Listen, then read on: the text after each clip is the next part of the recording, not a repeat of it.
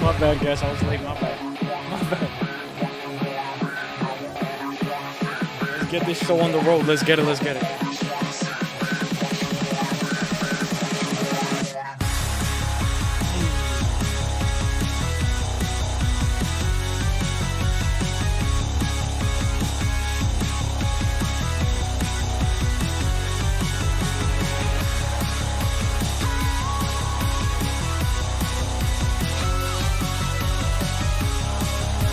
Let's go.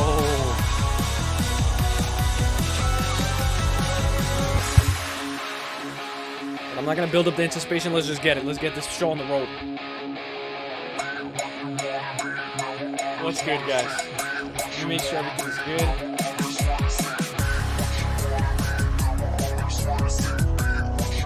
All right, there we go. There we go. Hopefully everything is good. Let me know. Let me know how everything's going. Let me know how we're holding up. Let me know. Let me put up the chat. Let me pop out the chat real quick. Pop out the chat. Let me know if the mic is good. Everything's good. What is good? What's good or not off? What's good? What's good, Larry? What's good, Pepino? What's good, Doll? What is good? Yes, we got it on deck. We got it on deck today. We got it on deck. Hope you guys are all having an amazing day, guys. Let's go. I figured we could talk about whatever you guys want to talk about. We talk about whatever you guys want to talk about. I see, yes, sir. Yes, sir, Colostrum. What's good, my guy? Hope you guys had a great weekend. Obviously, UFC 314 just wrapped up, so we had an amazing weekend. Let's go. Let's go. Let's get this show on the road. Let's get this show on the road. Need more cowbell. More cowbell. More cowbells. Let's go. Hope you guys are all having an amazing day. I'm going to go to live chat. I saw Larry right here. He said, PFL, Cage Wars, and LFA this week. What are you most excited for, my bro? What are you most excited for? Are you most excited for PFL, Cage Wars, or LFA? Because whatever you guys are most excited for, I'm going to watch. PFL was good the other week. PFL has been good. I can study this PFL card, maybe try to get some early predictions in. We could look at the card, look at the entire card. We could talk about whatever you guys want to talk about. There's a bunch of stuff to talk about. Great start to the week. Yes, let's go, Thal, my guy. Hope you guys are all having an amazing day. Hernanov, hope you're having a great day. Larry, hope you're having a great day. Pepino, hope you're having a great day. Thal, hope you're having a great day. All you guys, Colostrum, of course. So let's get this show on the road. Let's look at this PFL card. Let's look at this PFL card. Because I think it's going to be good. I think it's going to be good. Not only do I think it's going to be good, but I think it has a lot of potential. Let me put this up right here. PFL. The guy who Joaquin Buckley knocked out. By the way, last night was amazing, man. Larry, shout out to all you guys. Last night was crazy. Yo, Hernanov, chill. Chill. Hernanov, chill, my guy, chill. But yesterday was crazy, man. I was up late last night, so that's why I'm a little earlier today, just to get a little bit more on track. But let's get it. Let's go. Here we go. Without further ado, let's look at this PFL card. But I wanted to talk to you guys about this as well. Yair Rodriguez ends up winning. A lot of people are saying, I don't want to talk about Masvidal or whatever. He's coming from a win streak. But what I hear from the UFC, a lot of people are saying that I don't know what's next for Volkanovski. I don't know what's next for Volkanovski. We'll figure it out. Obviously, there's a bunch of stuff to talk about. Paddy Pimblett. What did you guys think of Paddy Pimblett? What did you guys think of Paddy Pimblett? Honestly, I hope you guys all cashed out. Bro, my bad, bro. My bad, bro. All right, so let's get it. Let's get the show on the road. And I figured we can do a little bit of UFC Fight Night Garry versus Pratees since it takes place next week. We could break down this card, break it down, see what we're talking about, see how we're feeling. And there's a lot of stuff to talk about. There's a lot of stuff to talk about. So, first things first, though, we're going to break down the PFL card. We're going to break it down from top to bottom. PFL card probably the best this week, but still with PFL, got to watch it with low expectations. That's true. That's true. But not gonna lie, I've been a good fan of PFL. I've been a good fan. Yair calling for the belt was insane. So you don't think we should run it? So what I'm thinking, guys, I just want Volk to get one title defense. Just one. Volkanovski, just one title defense, please. Just one title defense and then retire and we're good. But unfortunately, if we're doing meritocracy, who's next? It would have to be Movsar Evloev next against Volkanovski. Let's go. I'm chilling. Let's go, Hernanov, I hope you're having a great day, my guy. I hope you're having a great day. Let's go, Hernanov. Let's go. Did horrible. Oh, yeah, you're calling for the belt was insane. I see what you guys are saying. Ain't it? It's not it. Yair versus Volk 2, not it. All right, I'm a Volk. I come from a land down under, so you know I want the best for Volkanovski. Did horrible on the bets. Explain what? Let's do a little quick recap. Explain like where it all went wrong. We're gonna do a quick recap. We're gonna look at where it went wrong, where it went good. Just a little quick recap. So let's say like you guys are like, it's just the start of the card. It's Saturday. It's 6 p.m. or wherever it is for your time. The card's about to start. What I did right off the rip, I made a 13 leg parlay, but obviously it didn't hit.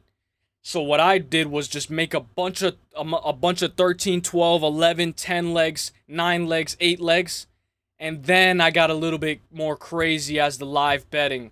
But I will say for me, I got a little lucky. I got very, very lucky. I'm not even gonna cap. It was a full moon. I got lucky as hell. I'm not even joking.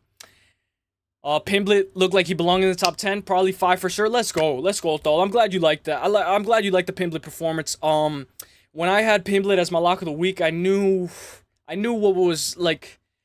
I knew the risk that I was taking, but at the same time, I knew that if he was gonna lose or if he was gonna win, it was gonna be crazy. So like with my lock of the weeks, I tried to make like something that you guys won't expect. A lock of the week that nobody would expect. Throw everybody off. And maybe I'd try, maybe I'm successful at it, maybe I'm not, but I don't really want my lock of the weeks to be too predictable. So, I'm glad that lock of the week hit. I'm glad you liked that performance. I made 30 on Saturday, but lost a good 100, but at least you made 30 though. So technically, you only lost 70. Technically. Volk versus Yair 2 ain't it, in my opinion. I see what you're saying, but in my opinion, what I would love to see Volk at least defend one more time, no matter who it is. Just one more defense, retire, and we're good. Woodson crash. I live bet Ige. I had him kind of winning. Let's talk about that. That's a very good point. That's a good point. So the judges had it 2-0 Ige going to the third round. I had him kind of winning, but I needed Woodson and the over 2.5. That over 2.5 crash and burn. Not gonna lie, I had that in a parlay. I had that in a super long shot parlay. We all know if we hit Woodson, yo, what's good? What's good, Culver? What's good, bro? I hope you're having a great day. We all know if Woodson by decision would have hit, man, a lot of us would have been in a very good position. Hang on. Jan can't even get a round lost on that too. Jan can't even get a round lost on that too. Oh, like she didn't even win a round. That's true. Damn. Honestly, I missed that's the only fight that I like kind of missed like the first 5 minutes, and then the second and third round I watched, but I did miss the first round for that fight. But that was crazy. I know live, I was looking at the odds live on that fight. Verna versus Jan, it was like minus 112 for Verna, minus 112 for Jan the first round. And then the second round comes and it's like, oh, Verna's going to win this fight. She's going to win this fight. She's taking over. But Pepino, we're coming back. Garry versus Prates, we're coming back. It's comeback season. Chase not finishing Miller burned me. True. Honestly, that burned me too because Chase Hooper by submission was a minus 110, I believe, or a minus 105. I believe for me, at least. Make me mod. Right now, I got no mods. No mods right now, no mods. I got to clean up an entire section of mods in YouTube Studio that is a bunch of mods that I have to clean out. Some old mods that I used to have, so I got to clean that out, and then we'll revamp the channel. Yeah, plus 3.5 for me, crash and burn. Facts, bro. Okay, my biggest crash was Gene Silva right here. So I had the over 1.5. I had the over 1.5. I had that this fight doesn't go the distance, but I did have Bryce Mitchell. I had Bryce Mitchell in a parlay in like 2 or 3. I had Bryce Mitchell in like 2 or 3 parlays, but I was like, fuck, man. Like Bryce Mitchell, like I had him to get one takedown, and it was like a minus 600, but damn, did he have to work for that. He had to work for that takedown. I'm not even going to cap. I don't know what's going on with Bryce Mitchell. That was probably one of my worst picks on the card. So if we're going to recap and see how we did on the picks, I'll show you guys how I did on the picks really quick. I went 10-3. So right here, let me go to my picks. If you guys have any fights you guys want to talk about specifically, we can. This is how I did on my picks. I got Volkanovski by decision. We could say that was a little bit, it was a little bit lucky because Diego Lopez dropped him in the second round. I had Paddy Pimblett by decision, which in reality I should have went at least Paddy Pimblett by maybe like KO or maybe submission. I should have went for him inside the distance. I had Rodriguez by decision. I had Bryce Mitchell by decision. I had Reyes by KO round 3. So that didn't hit. I had Woodson by decision. That didn't hit. Jandiroba decision. Hooper submission round 3. Didn't hit. Arosa decision. Didn't hit. By the way, I had the over 1.5 in that fight, I think. No. I had the over 2.5. Didn't hit. Olajaychik decision. Didn't hit. So, like, I'm getting the pick right, but I'm not getting the outcome. Raposo decision. Raposo cannot hold a guy down if his life depended on it. Tulio went to war KO round 3, but he got it in round 2, I believe. The over 1.5 hit, though. The over 1.5 hit this fight. Over 1.5 came in clutch. Cornell almost lost that fight. Hope you guys did good, though. You only need me? W cover. W cover. Make a new Twitter, my guy. Make a new Twitter. That ref knew what he was doing, bro. Had the under 2.5, that Ige fight. Dude, did you see when he went like this? He went like this and he went. I was like, bro, what the fuck? I was like, what the fuck? So let's break down this PFL card. Honestly, I will say, guys, I'm happy. I'm happy we have 1 week off. I'm happy we have at least 1 week off. I'm just happy we get to just chill. We get to enjoy these fights. And we get to sit back and recap. Under 1.5 for Reyes. Krylov being plus money was amazing. Damn, I didn't get that prop. I had the under 2.5. But FanDuel, because I'm on FanDuel, so FanDuel's not giving me everything, but that under 1.5 plus money, I'm surprised it was even plus money. Gene Silva's a beast. Is what's going on with the flat Earth Mitchell? Yeah, Earth is not flat. Earth is not flat. Mitchell lost that fight. So we're gonna break down this whole PFL card. We're gonna get the people's picks. We're gonna get all your picks. We're gonna get everybody together, and I hope you guys pick with honesty. Pick with honesty, and if you don't know, pick with your gut. But I hope a lot of you know what, because this is my first. I think the other time we broke down a PFL card was like a month ago. But this is going to be my second time breaking down a PFL card. So we're going to break down the whole PFL card from top to bottom. I'm going to make my predictions. We're going to go with the people's pick as well. And we're going to see what you guys got. Because you guys did good. All you did good on the people's pick for UFC 314. You guys killed it. UFC 314, the people's pick. I think I got so I went against the people with Bryce Mitchell. I think I went against so you guys had Gene Silva, and you guys did really good. Let's go. Gene Silva's a beast. He's a beast. Ninja choke. He submits the wrestler. He told Woodson, Mela. Bro. I would be so mad if I was Woodson, but at the same time, if he's losing 2 rounds, then so be it. For PFL, Godzi, let's look at it. Godzi, Wilson. How about Logan Storley, man? PFL, Godzi, Wilson, Ramazan, Primus should win. So I was looking at Pick'em's video for a little bit. Godzi, Wilson,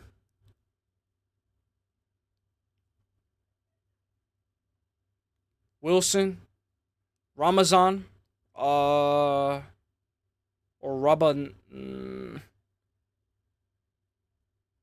Ramazanov right here, and Primus. All right, that's the first fight. All right, we got it. What I like about the PFL, though, is there's a tournament. There's a whole tournament style, so let's get it. Get your votes in. My guy Larry is going with Brent. Primus versus Vinicius Sensi. When we look at this fight, we have to look at this. On Dana White Contender Series, he lost to Sam Peterson. We know Sam Peterson just beat Danny Barlow. So, in my opinion, there's nothing wrong with losing to Sam Peterson. But if you are getting finished by Sam Peterson, maybe he's a little bit open to getting his neck snatched. There's no predictions yet on Tapology. Honestly, this card is going to be sick on Friday. Finally, we get a couple of fights just to watch. I'm assuming that Brent is going to be the favorite. He's coming off of that KO to Godzi Razibov, and I believe Godzi is on this card. Let me check if this is the guy who knocked out Primus.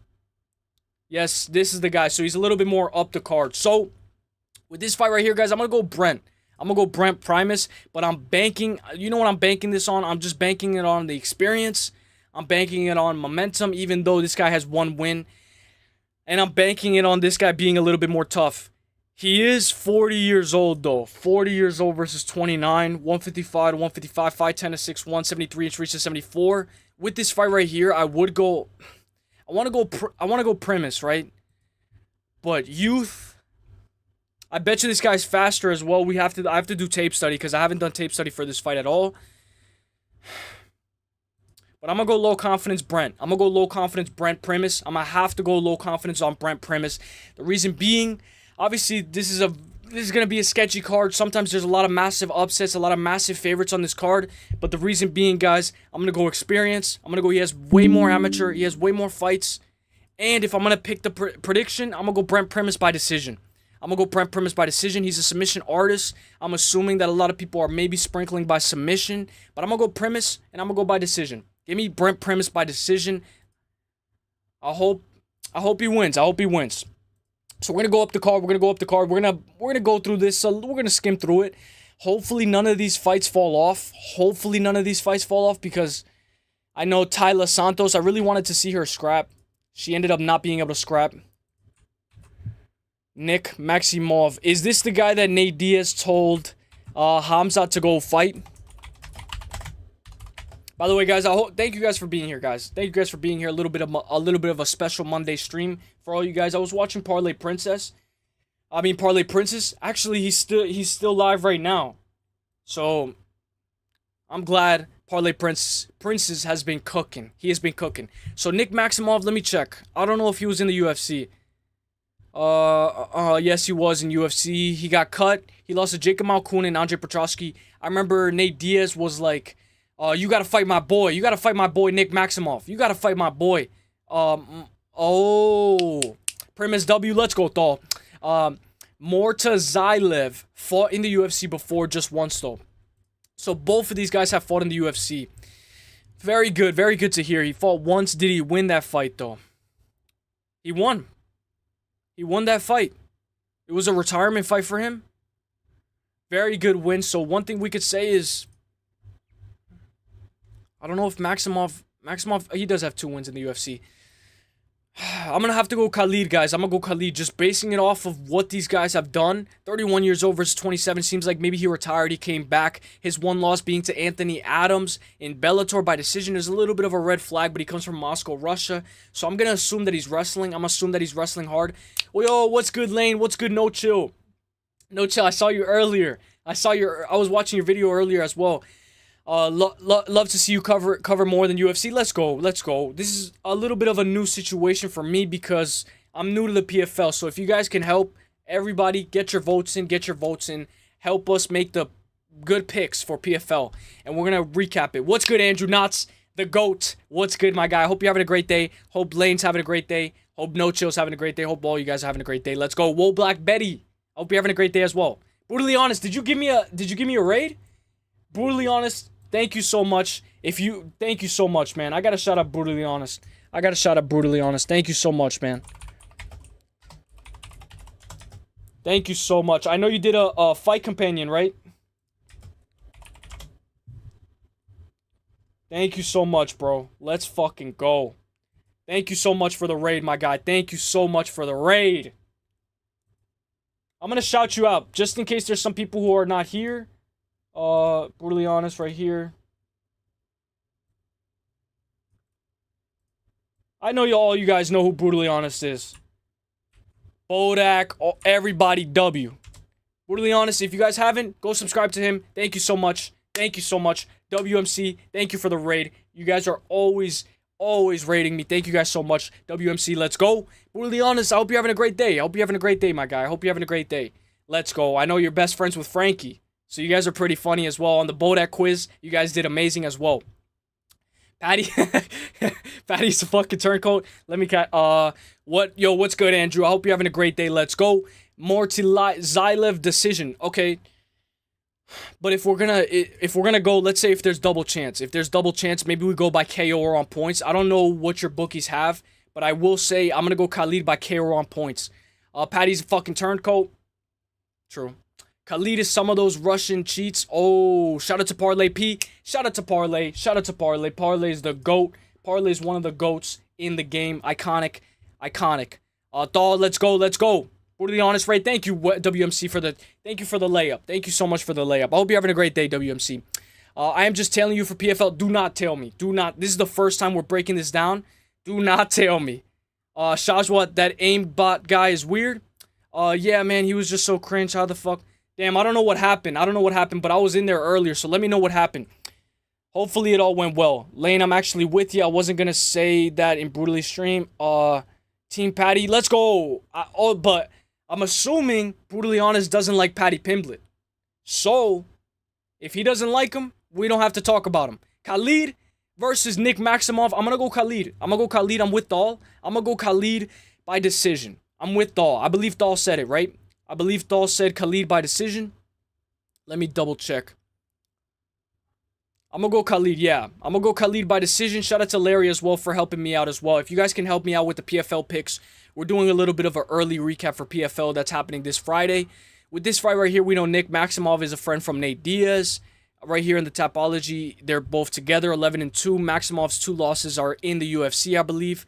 1 by submission and 1 by decision. So if he is going to lose this fight, I'd say he's tough enough to lose by 29-28 unanimous. I'll say decision. Thank you for the raid. Thank you so much for the raid. Let's go. Talk about him, but no, he is hated for the fashion. Let's go. Let's go. When Michael Chandler took Patty Pimblett's back, I was so scared. I was on the fence. I was on the fence when Michael Chandler took Patty Pimblett's back in round 1. And even when they were in the striking exchanges, I was still on the fence. After around round 2 and 3, I was like, okay. After he landed that knee, I was like, all right, you know, Patty's having a little bit more success than I'd expect him to.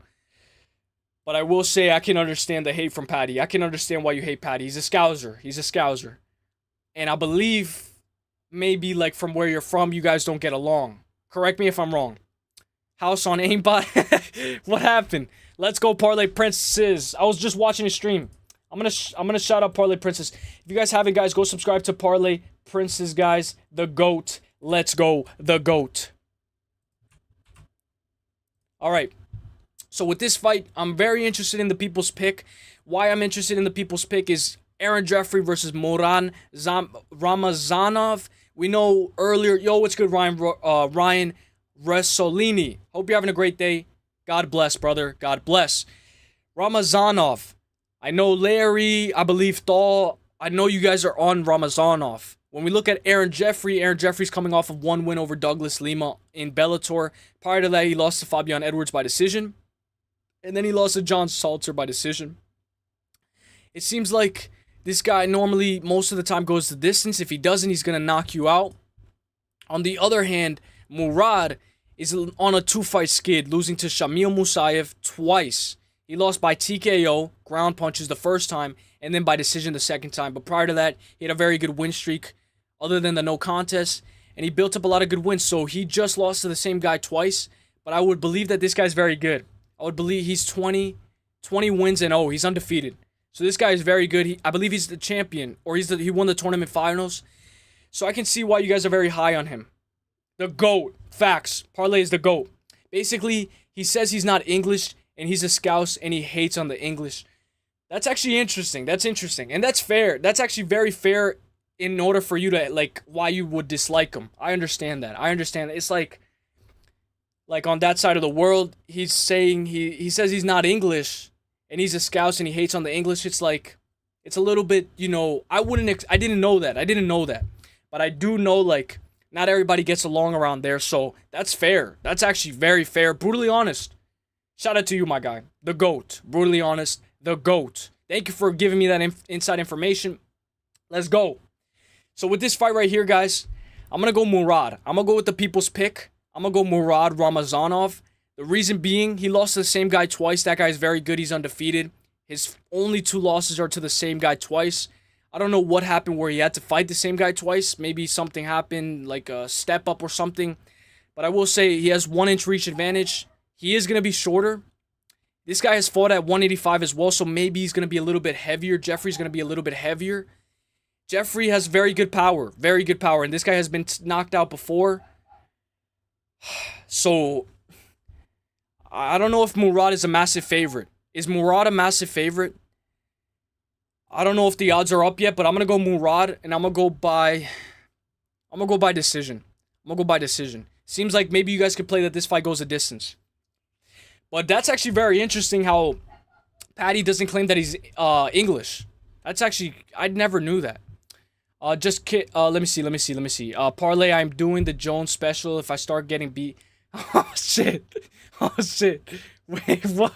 What's good? What's good, Shajwan? I hope you're having a great day. Appreciate it, bro. Wouldn't lost to that soy. Damn. Hopefully that guy was just being a toxic guy and you guys got rid of him. Just kidding, bro. I'll bet on you any day. Let's go. Yo, mad funny though. Who the F watches PFL? Dude, there's nothing to watch. There's nothing to watch this Saturday, bro. We have to watch some fights. Murad has a W win over Uselyis. Ooh, this is what I like. When we look at people with wins that maybe I have some sort of idea. Uselyis. Nuzlatan Uselyis in 2019. Very good win. Very good win. You know what? That makes me 10 times more confident in him. I'm going to go Murad Ramazanov to win this fight by decision. Maybe we could take the over 2.5. Murad at a minus 215. Maybe he's parlayable. If Paddy wasn't English, wouldn't he have dropped the accent by now? So he is English. And he's claiming that he's a Scouser. So the English are like, you're fake. So I can definitely see how he's English. I would assume. Correct me if I'm wrong. Paddy is to parlay what BST was to Tracy last year. That's actually crazy. Paddy beats DDP. bro, shout out to Parlay, We were having the time, bro. It was so funny because we were talking about Aljamain Sterling. We were talking about how Aljamain is better. He's better than Gene Silva. We were talking about Masvar. Masvar beats Gene Silva. We were talking about how Aljamain is the bantamweight GOAT. And Parlay was pissed. If Paddy was an English, facts. All right, so the people's pick, I believe, is Aaron Jeffrey. It's a very close people's pick, but I'm going to go Murad. Murad Ramazanov. Let's go Murad by decision. Over 2.5 as well. I think it hits. As a parlay piece, just take money line just in case. Just in case something crazy happens, like a DQ or something crazy. This is actually truth, though. DDP destroys Paddy. Damn. Murad minus 215. Thank you for the odds. I would assume a lot of people, maybe a public dog would be Aaron Jeffrey on this card. Like a public dog. Like some people would like Aaron Jeffrey to win this fight. So with this fight right here, we're going to go up the card. Let's go. Don't make me choose between Paddy and DDP. I think DDP works him. DDP's too big. Pause. All right, so thank you guys for voting. Let's get the people's pick. Next fight on the card. And I'll tell you right now, everybody, I'm not the best at PFL. This is my second time breaking down the entire PFL card. This is my second time breaking down the entire PFL card. No UFC this weekend? Yes. Unfortunately, no UFC this weekend. Unfortunately. It's actually very disappointing. Let me see what Brutally Honest said. Scousers have a massive victim mentality over past issues. So I'm going to do some research. I'm going to do some research after this stream on that. That's actually very interesting. So I could see how Scousers are basically, hated in the UK or even in all of England. LMAO, nah, I'm kidding. Everyone mad at me for saying Paddy beats everyone. Bro, I'm on the Paddy train. I'm on the Paddy Pimblett train. Let's go, Paddy Pimblett. Let's go. Paddy Pimblett. Aljamain Sterling is the GOAT. Aljamain Sterling beats Gene Silva. Masvar Evloev beats Gene Silva. Sterling loses to Roy Vol. Parlay, roll one, bro. Roll that shit up. Yo, Volkan, Ardrick, let's go. Hope you're having a great day, Volkan. Let's go. The GOAT himself. Alfie, proper British. Let's go. Brutally Honest, I can tell you're very proud of where you're from and you rep it very well. I love that flag. Let's go. People from Liverpool are called Scousers. Liverpool is in England. Liverpool has a lot of Irish immigrants and they have a bit of a victimhood mentality, somewhat justified. Let's go. Wool Black Betty, thank you so much for telling me that because now I get a better understanding on why people hate the Scousers. Rightfully so. Let's go. I'm on the same page as you guys. Thank you for breaking down PFL, because I don't know how much. Dude, when we were watching the PFL, remember when we were watching the PFL parlay?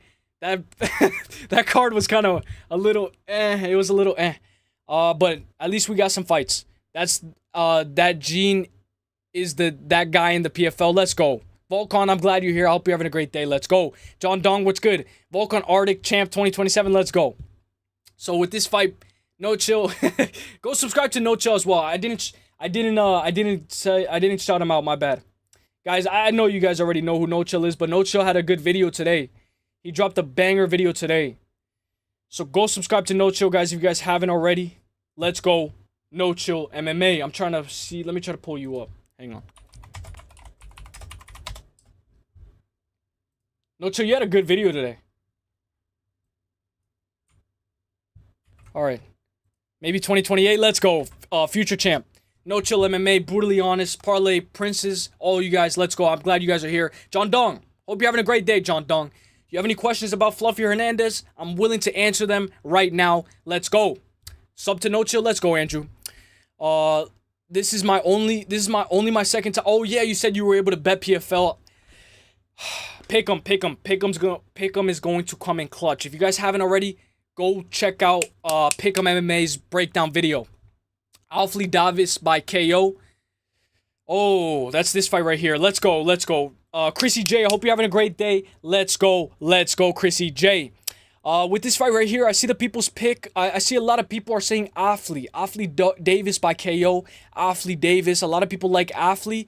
I will say with this fight right here, Clay Collard being the people's pick a little bit surprises me, because just looking at his record right off the rip, he's lost 7, 8, 9 decisions, and he's gotten finished 1, 3, 4, 5. He's gotten finished 5 times. This is a massive red flag in my opinion. I know it's very good opponents. Oliver Abin Mercier, correct me if I'm wrong. AJ McKee Jr. Is this the same AJ McKee that fought Pitbull? Yes. AJ McKee Jr. Patricky Pitbull, he won, which is Patricio's brother. Mads Burnell and Brent Primus, who we know Brent Primus is on this card as well. So, in my opinion, he's losing to very good guys. So, you know, it's like one of those, maybe this guy's like a Reese McKee. He's like a Reese McKee. I'm trying to compare him to a UFC fighter. Maybe this guy's like a Reese McKee versus a Daniel Frunza. I know this guy already fought in the PFL, but a lot of people are expecting Uselyis Davis to come in and just knock him out. 3, 4, 5 KOs. I'm going to say that this fight goes the distance. Let me catch up. Thatcher, the milk snatcher. Yo. Petty, was that intended? Milking it. But Patty is too young to have experienced the injustice of Thatcherism, so he is kind of milk. Oh, okay, so it kind of has to do with where you come from, like how you grow up and all that. So, in a way, Patty's kind of playing victim. Vulcan Art, yes, future champ 2027. Let's go, Parlay, the GOAT. If you go live tomorrow, I will be there. Sub to No Chill, let's go. What's up, Chrissy J? No close, MMA. No Chill. Thank you, Uselyis, Volkan, and Kyle from chat, both training to fight. Wow. Kyle, I hope you're having a great day, Kyle. I know, well, I thought at one point Anakin was trying to train. If he is training, let's go Anakin MMA.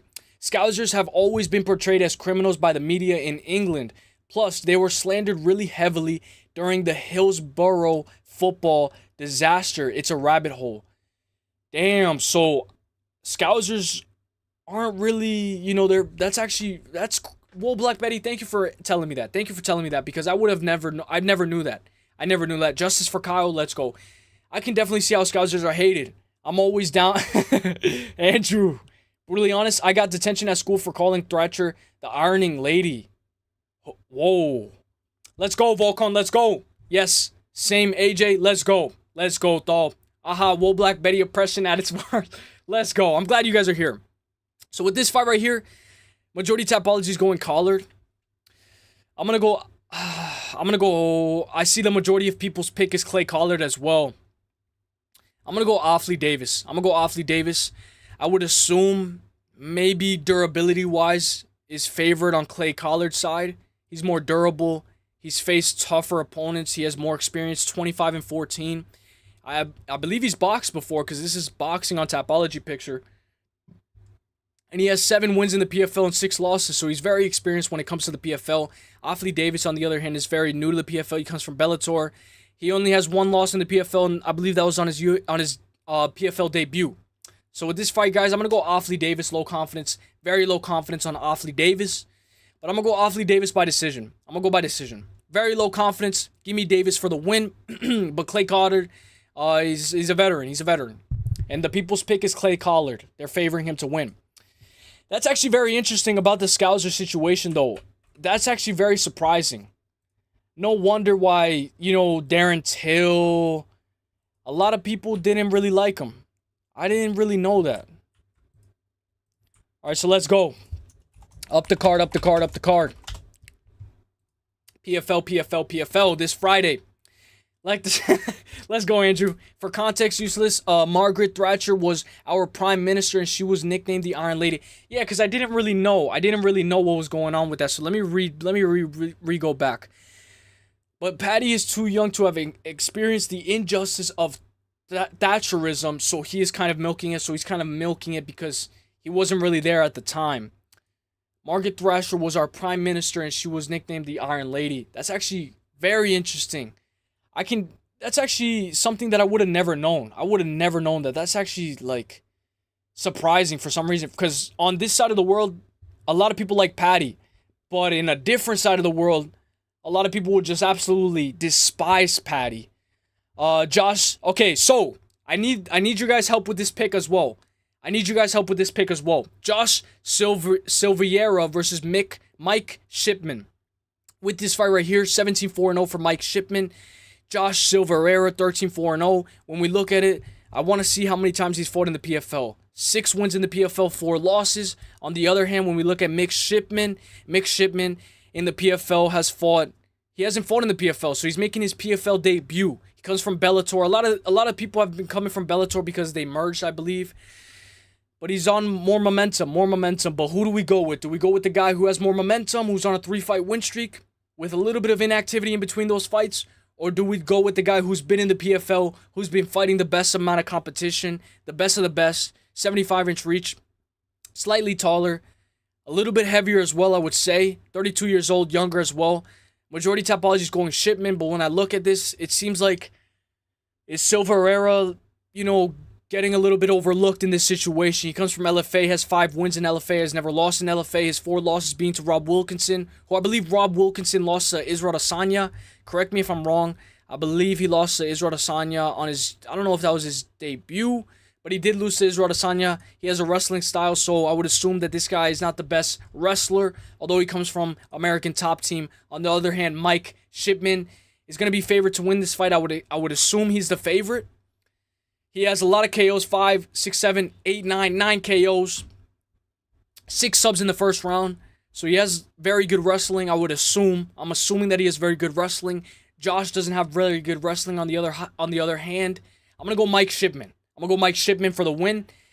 Dude, I'm banking on him being able to wrestle, him being able to take Josh Silveira down. We know Rob Wilkinson is a wrestler. That's what I'm banking on. He went to split decision with Josh. So I don't know if that's a little bit of a red flag. I'm going to go Mike Shipman. Let me know what you guys got. He's moving down to 185. Okay, so that's a little bit of a red flag. What do you think? I like Till. He doesn't carry the same victim mentality that Patty and Molly do. Okay. All right, so it's the mentality. So if they're acting... So some Scousers are liked. Just depending on whether they have the victim mentality or not. All right, so that's cool. I like that you like Till, because I like Till. Darren Till was one of my favorite fighters. I was very upset when he lost to Tyron Woodley. I don't know him, but I picked Silveira based on the name. Oh, okay, because he has the last name, the Everena. I love Darren. He's an honorary Brazilian.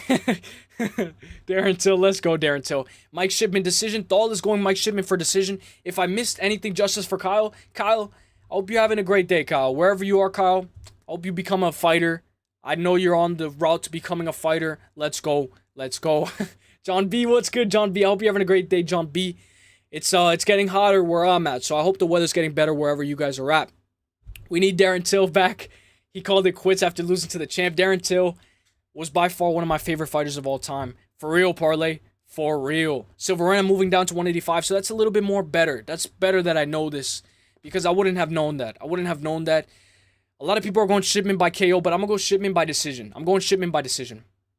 Facts lane facts. What's good, John B? What is good? We're just going over the PFL card. We know that there's a lot of guys who have been in the UFC, such as Mark Jacasey, I believe it was Nick Maximoff, Khalid have been in the UFC. There's a lot of people who have touched the UFC, and now they're on the PFL, so this card has potential. It has very good potential. And remember, if you don't know, it's okay. Just take a vote. Just take a vote. Just go with your gut. Mike Shipman is the people's pick. So we're going to go up the card. Let's go up the card. Mads Burnell versus JJ Wilson. With this fight right here, when I look at JJ Wilson, already I would assume he's way younger. I haven't looked at the age yet, but I'm already assuming that JJ Wilson is very, very younger. Just looking at his face. Just looking at his face. He's 10-1-0 versus 20 wins, 6 losses, and 0 draws. Mads Burnell, 31 years old to 27. For me, JJ Wilson looks very young. I thought he was at least 21, maybe 23, 24. I would assume the experience is on Mads Burnell's side. Brutally honest, if you haven't, let's go Brutally. Let's go Brutally. Let's go. Thank you, Brutally. If you guys haven't, guys, go subscribe to Brutally Honest. Him on the Bodak show with Frankie. You guys kill it. You guys kill it. I'm not even joking. Like, I'm glad that I found out about the Bodak show, because the Bodak show is a very good show. If you guys don't know what the Bodak show is, go check out the Bodak show. He does quizzes on anything, sometimes UFC, sometimes like about like history and stuff. Very good quizzes as well. I believe Thal was like number 1. I believe the last quiz. Mads Burnell versus JJ Wilson. The people's pick is JJ Wilson. He's 10-1. That one loss being to Gadzi. Let me check Gadzi Rabadanov. Let me check if that guy's on this card. Gadzi. Okay, so correct me if I'm wrong. Gadzi Rabadanov. Correct me if I'm. Beat Primus, and he also beat JJ Wilson. Oh, he lost to Aljamain Sterling in a grappling on Karate Combat. That's actually very good. I think I saw that one. So he did beat Gadzi. So Gadzi's very good. I know, shout out to Larry. Larry's on Gadzi. He's on Gadzi. We're going to get to that fight. So he lost to one guy who's very notable. He's very good. New Zealand versus Denmark. 31 years old versus 27. 5'8 to 5'11. 68-inch reach to 74. That's going to be a massive reach like Sean Woodson versus Dan Ige. Let's hope that JJ Wilson can actually use that reach advantage to his advantage. A lot of people are favoring JJ Wilson by decision. He goes the distance 1, 2, 3 times. There might be a finish here. I know a lot of people are expecting JJ Wilson to win by decision. I'm going to go by submission on points. I'm going to go JJ Wilson by submission on points. I know maybe sometimes you guys don't have double chance, but I'm going to sprinkle the submission side for JJ Wilson. I'm going to go JJ Wilson by submission. If he doesn't win by submission, then he's more than likely going to win by decision. Let's go JJ Wilson for the W. People were calling for Till to retire after losing to, but he nearly finished the current champ. That loss aged well. Facts, Will Black Betty. I really like fighters from that side of the world. Lerone Murphy, Patty. I know Patty's like a little bit on the other side. Patty, Darren Till. Who was the other guy? Leon Edwards. Nathaniel Wood. You guys have very good athletes from that side of the world. Very good athletes, very entertaining athletes. Nathaniel Wood drops Morgan Charrier, puts him on skates. Masterclass, Nathaniel Wood. I can't wait to see who he fights next. You're betting on who looks cool, Parlay. Hello, Parlay. Weird Betty. He thought he lost to a bum, but he lost to the champ. At the time. That's actually pretty cool, though. That's pretty cool. I know we were talking about, in Parlay's live, we were talking about a lot of different stuff. A lot of, like, changes in the current events and how some wins age very well. So I'm going to go JJ Wilson for the dub. Let's go JJ Wilson for the dub. Wilson by decision or KO. Oh, that's interesting. So Larry is going Wilson by decision or KO. I'm going Wilson by sub or decision, but we do know that this guy, JJ Wilson, has those hands. Let's go, let's go. Haha, nah, Tats beat me by 1 point. Aaron Tats is good. He is good. Aaron Tats is good. I know Cheddarhead is very good at those quizzes as well. You guys are very good at those quizzes. Teapot for Thal. I believe Lane was like top 5 as well too. The UFC needs that gene. Facts. They got the best post-fight speeches. That's true. That's true. UFC needs Shamil Musayev. All right, so let me check. Let me double check. Is he on this card, Shamil? Shamil Musayev is the guy who's undefeated, right? The guy who lost twice to the same guy, I believe. Let me I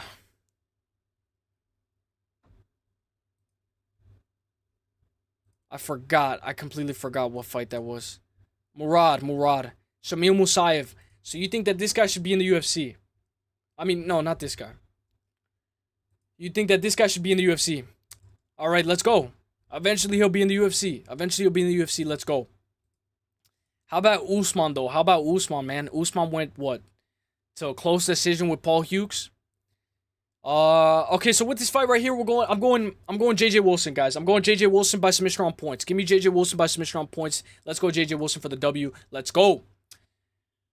Till, I'm not scared of anyone. Dude, Till on the come up. He got dropped by Jorge Masvidal. I love that Jorge Masvidal fight. Darren Till versus Jorge Masvidal fight was so good. PFL needs Shamil. Let's go. Oh, but the PFL needs Shamil because he's a very good athlete. All right, then. So hopefully, eventually, he can get back into the UFC. Not back. Hopefully, he can get into the UFC. Rabadonov by KO or decision. Okay, so with this fight right here, I can already tell that a lot of people's pick. Let's go into the vote. I didn't make a poll. My bad. Same guy twice. Yeah. So right here, WMC. So right here, Murad lost to the same guy twice. Shamil Musayev by KO, and then he lost by decision. I don't know what instance that was or what happened, like where he had to fight the same guy twice. Maybe it was like short notice or something. But he did lose to the same guy twice. I don't know why. Gadzi Rabadonov. It sounds like I'm saying like rub-a-duck. Like rub-a-duck-duck. As a kid believed I was Cody Garbrandt for 30 minutes. Oh, is that what happened? I know you were talking about that because you have the tattoo. You're talking about the hourglass, I believe, NYC and Hollywood. Let's go. Cody Garbrandt is in the chat right now. Yep. And we all had to back parlay. He was believing aimbot a weirdo. Next time, we're all going to jump aimbot. Next time he's in Parlay Princess's chat. Shajwat is about to kill him in Parlay's chat. It was about to kill him. All right, so with this fight right here, we know Mark Chikadze got cut from the UFC, but he didn't get cut from the UFC because he lost. He got cut from the UFC because he kept on winning. He lost to Benoit Saint-Denis to grappling, ADXC. All right, that's very interesting. He beat Kyle Fernandez. Okay, so right here he got cut from the UFC. I don't know why exactly he got cut from the UFC. Maybe he was boring. So this is the fight that got him cut from the UFC against Kyle Fernandez. We know Kyle Fernandez just beat Guram Kutsaladze. So how about Kyle Fernandez? How good is Mark Chikadze? This is the fight that got him cut from the UFC. We know Mark Chikadze beat Damir Hazovic, Borishev, lost to Rafael Fiziev, but he also has very good wins over He has very good wins over Joe Duffy, I'd say. Lando Venata. Who remembers Lando Venata? Lando Venata was very good. If you saw Lando Venata versus Tony Ferguson, it was a very good scrap in my opinion. I don't know what year that was. Tony Ferguson versus Lando Venata was in 2016. It was fight of the night. That fight was insane. So Lando Venata is very good. Shout out to that guy. I wonder where he is now. But I would assume that the people's pick is going to go Godzi. You guys are going to go Godzi. A lot of people are going to go Godzi by KO, Godzi by decision. I don't know if he's going to be able to knock out Mark Chikadze. Mark Chikadze is going to be looking to shoot right off the rip. He wrestles heavy. Mark Chikadze has never lost by KO. This is almost like a Brad Tavares never losing by submission type statistic. So with this fight right here, I'm going to have to go Godzi by decision. The KC is entertaining. Let's go. Some people can find that style very entertaining. I don't know why they cut him from the UFC though. He had a very good grappling match with Benoit Saint-Denis as well. I would assume that Mark Jacasey's path to win this fight is wrestling. Wrestling hard, grappling, holding him against the fence, taking him down. One of notable performance was against Tim Weldy. He won by decision in Bellator. But this guy has been winning and winning and winning when he had been fed to the wolves very early. He lost obviously that doesn't count, I believe, to Benoit Saint-Denis. He lost to Joel Alvarez by Darce choke. Michael Johnson. Joel Alvarez didn't finish him. He finished him by submission, but he didn't finish him by KO. Rafael Fiziev choked him out, which we know that both Joel Alvarez and Rafael Fiziev are a little bit on the knockout artist side. Oh, Rafael won by decision. My bad. He won by decision. Alves submitted him. And Alves is the one that was like moving, had very good head movement against Drew Dober. He was like moving like this, like this, like this. And we know that Rafael Fiziev wasn't able to finish him as well. I believe he had like a very good moment where he moved his head back. Rafael Fiziev almost had a very close head kick. Mark Jacasey has very good head movement. I'm going to go Ghazi by decision. Let's go Ghazi by decision. I am here. It is me, Cody Garbrandt. Cody Garbrandt is in the chat. Parlay Princess. Let's go Parlay. Parlay. I hope you're cooking up something. I hope you're cooking up something for this week because we don't have no UFC this week. We have no UFC this week. So you got to carry. You got to carry this week. Oh, we jumped him already. We jumped him already. I'm surprised he stayed for the whole thing, for the whole stream. He's a real one. Jacasey's entertaining. He left because the PFL. Oh, that's what it is. That's what it is. I believe Taylor Lapilus, Larry, shout out to Larry because Larry's the one that told me this, but Taylor Lapilus wasn't cut from the UFC. I believe he just went to the PFL. So, brutally honest, that's a very good point. He says the PFL were just offering him more money. So that's actually a way better, it's better than being cut from the UFC. It's like, oh, these guys are offering me more money. I'm going to go with these guys. Sorry, bye UFC. Let's go. So I'm going to go Ghazi by decision, guys. I'm going Ghazi by decision. Co-main event of the evening. We know that this is going to be a very banger scrap, in my opinion. I expect this to be a war. I don't know what you guys are saying, but I expect this to be an absolute war. Did I not do a parlay? Did I not do a poll for Ghazi? Guys, I didn't do a poll for Ghazi. My bad. Let's do a quick poll. Quick poll for Ghazi and Jacasey. I thought I did a poll. What's good, Safety Vest? What is good? Hope you're having a great day, Safety Vest. Hope you're having a great day, my guy.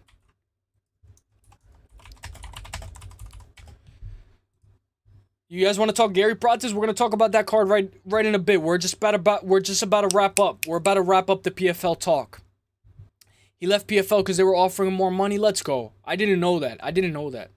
Dude, I'm gonna bet everything I got on Garry. There ain't no way. Be careful. Be careful. Garry gets bloody. His nose leaks a little bit. He got dropped by Kanan Song. He got bloody from Jordan Williams on his UFC debut. Be careful. Safety Vest. What is good? Hope you're having a great day. How are you doing? Let's go. Eric Rendon. Hope you're having a great day. How are you doing? Let's go. Garry loses. I got Garry. We're going to talk about that. We all got the ex-UFC fighter. Not me, bro. Not me. Hell nah. I know a lot of people are going Mark Jacasey for the win. But I have to go Ghazi by decision. Alright, so we're going to go to the next fight. So get your votes in. Because we're going to the next fight. We're already going to the next fight. It's a good move for some fighters who will never become champion, but put on banger fights, win some, lose some. Yeah. And if the PFL is offering you more money, why not just go to the PFL? It's a way better, it's way better for the fighter. Excuse me. It's way better for the fighter. Parlay, Cody Garbrandt is in the chat. Dude, when I was fighting Parlay on UFC, it was actually funny, bro. We go to war. Prates is lock facts. Whoa. I don't know about that. It's bad. As I hate to say it, you cannot bet against the nerds now. That's true. I agree brutally. I agree as well. Fighter in the chat. Let's go. Face tat incoming. I'm gonna get one too. If Paddy Pimblett becomes champ, I'm gonna get one. I'm gonna get one right here. No, we go to war, bro. It was 2-2, bro. It was 2-2 going into the 5th, bro. That was a pretty good war, Parlay. That was a pretty good war. My heart was pounding, bro. Dude, when I fought KZ, I started hugging and clinching. So with this fight right here, let's get the people's pick. The people's pick is Mark Chikadze for the win. Let's get to the next poll. Let's get to the co-main event. Let's go. We're going to be talking about UFC Garry versus Prates right after this, so stay tuned. Sadibou Sai versus Dalton Rasta. So who wins this fight? Tyson, like a Mike Tyson tat? Have fun with that. Let's go. Garry is a lock. We'll see. I'm just confident as when Merab fought Umar. All right then. So you're on to something. Like Tyson face tat. That's a massive face tat. Dalton Rasta is a lock, KO or decision. Keep believing Ryan. Ryan. All right. So with this fight right here, guys, Dalton Rasta versus Sadibou. We know Thal. Shout out to Thal. He's going Dalton Rasta. Majority of people's pick is going to go Dalton Rasta by KO or on points. I don't really think that there's going to be a submission on either side in this fight. 9-1 for Rasta.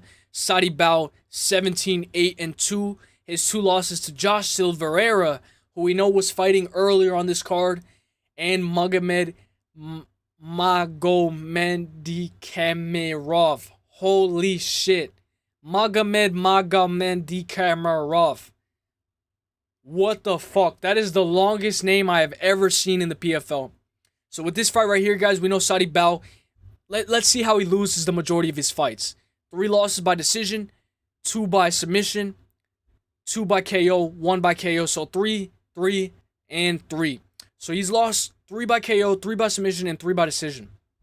This guy's gotten finished in every single way possible. He lost to Magomed Magomedikamirov twice. So a lot of these people on the PFL are fighting each other twice, more than once. I will say him losing to Josh, he lost to Aaron Jeffrey. But him losing to Josh Silveira, who we know Josh Silveira is fighting on this card as well against Mike Shipman, is a little bit of a red flag in my opinion. Let me go more up the card. Dalton Rasta beating Aaron Jeffrey. Losing to Aaron Jeffrey. I don't know how I would rate that. I got to do more tape study, but we know Aaron Jeffrey is in a tough fight against Murad Ramazanov. A little bit of a, maybe we could do some MMA math right there. I'm going to go that this fight goes a distance. Yo, Juice Man, what's good, Juice Man? What's good? I saw you yesterday in the chat. I was laughing hard as shit, man. Yesterday was good, man. Yesterday was funny. Let's go, Juice Man. I hope you're having a great day, my guy.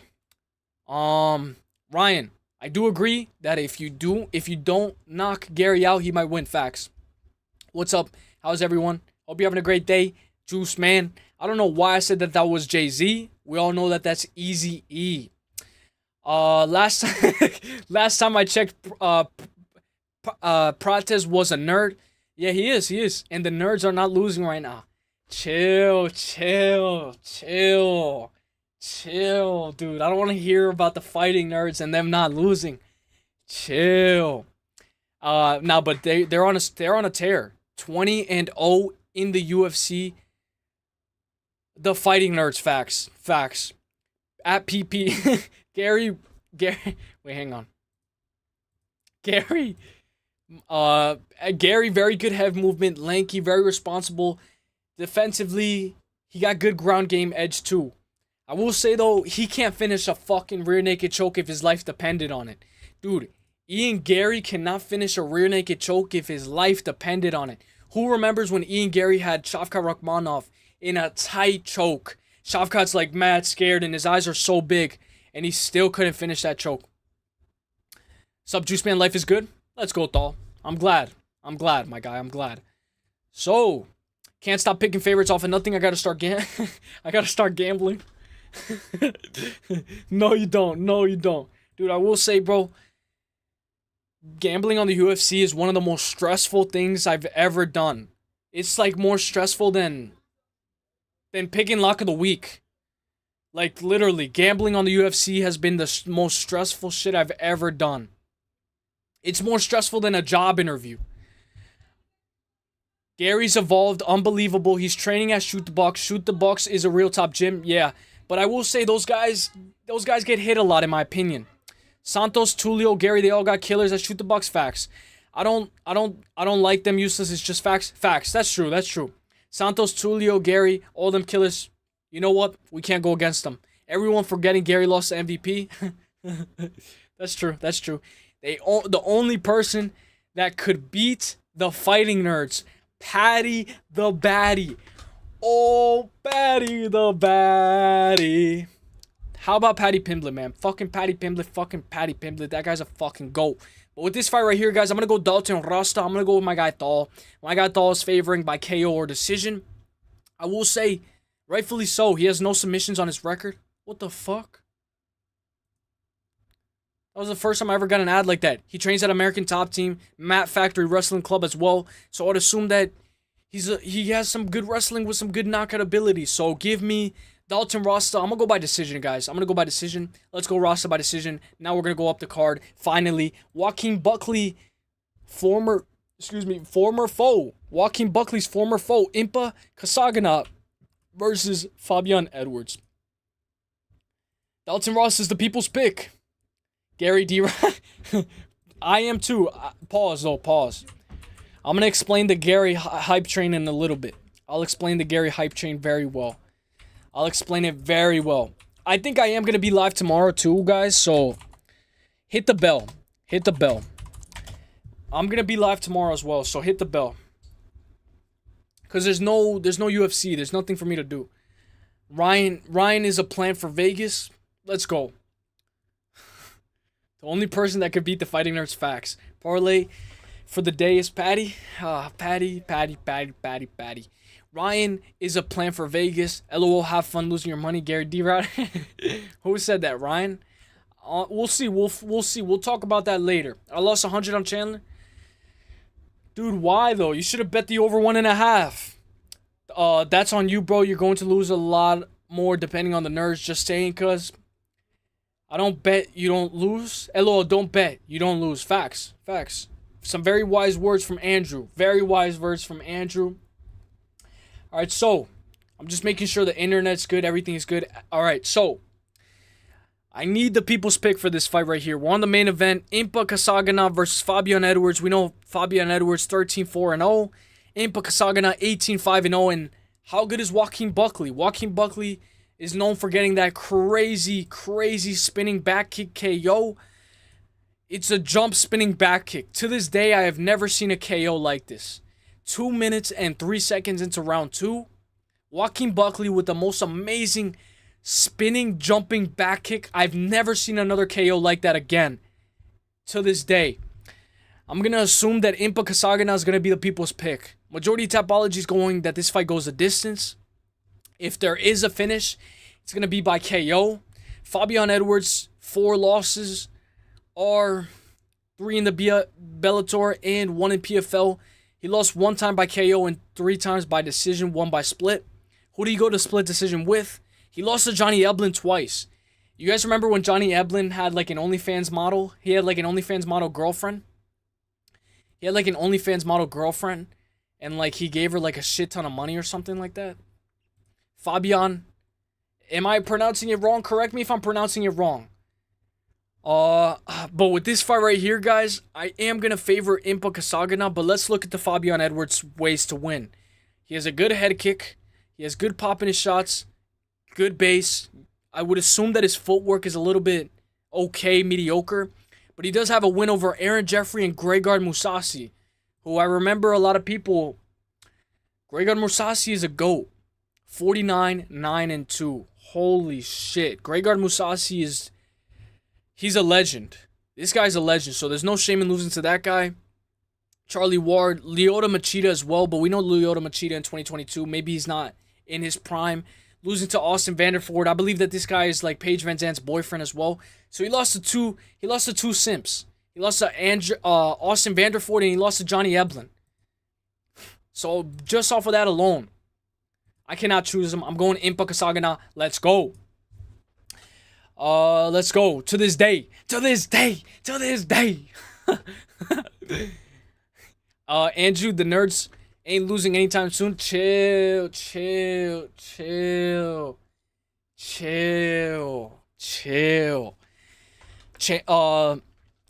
Chandler versus Drew Dober. Battle of the Blockheads. Facts. What did Parlay say? PP, you smoke around? W. Roll that share. I remember I was in parlay. I was like, hurry up, the fight's about to start. Pick'em, what's good? Pick'em MMA, the GOAT. By the way, if you guys don't know, Pick'em MMA dropped a PFL breakdown. Go check it out if you guys haven't already. I would assume everybody here already knows who Pick'em is.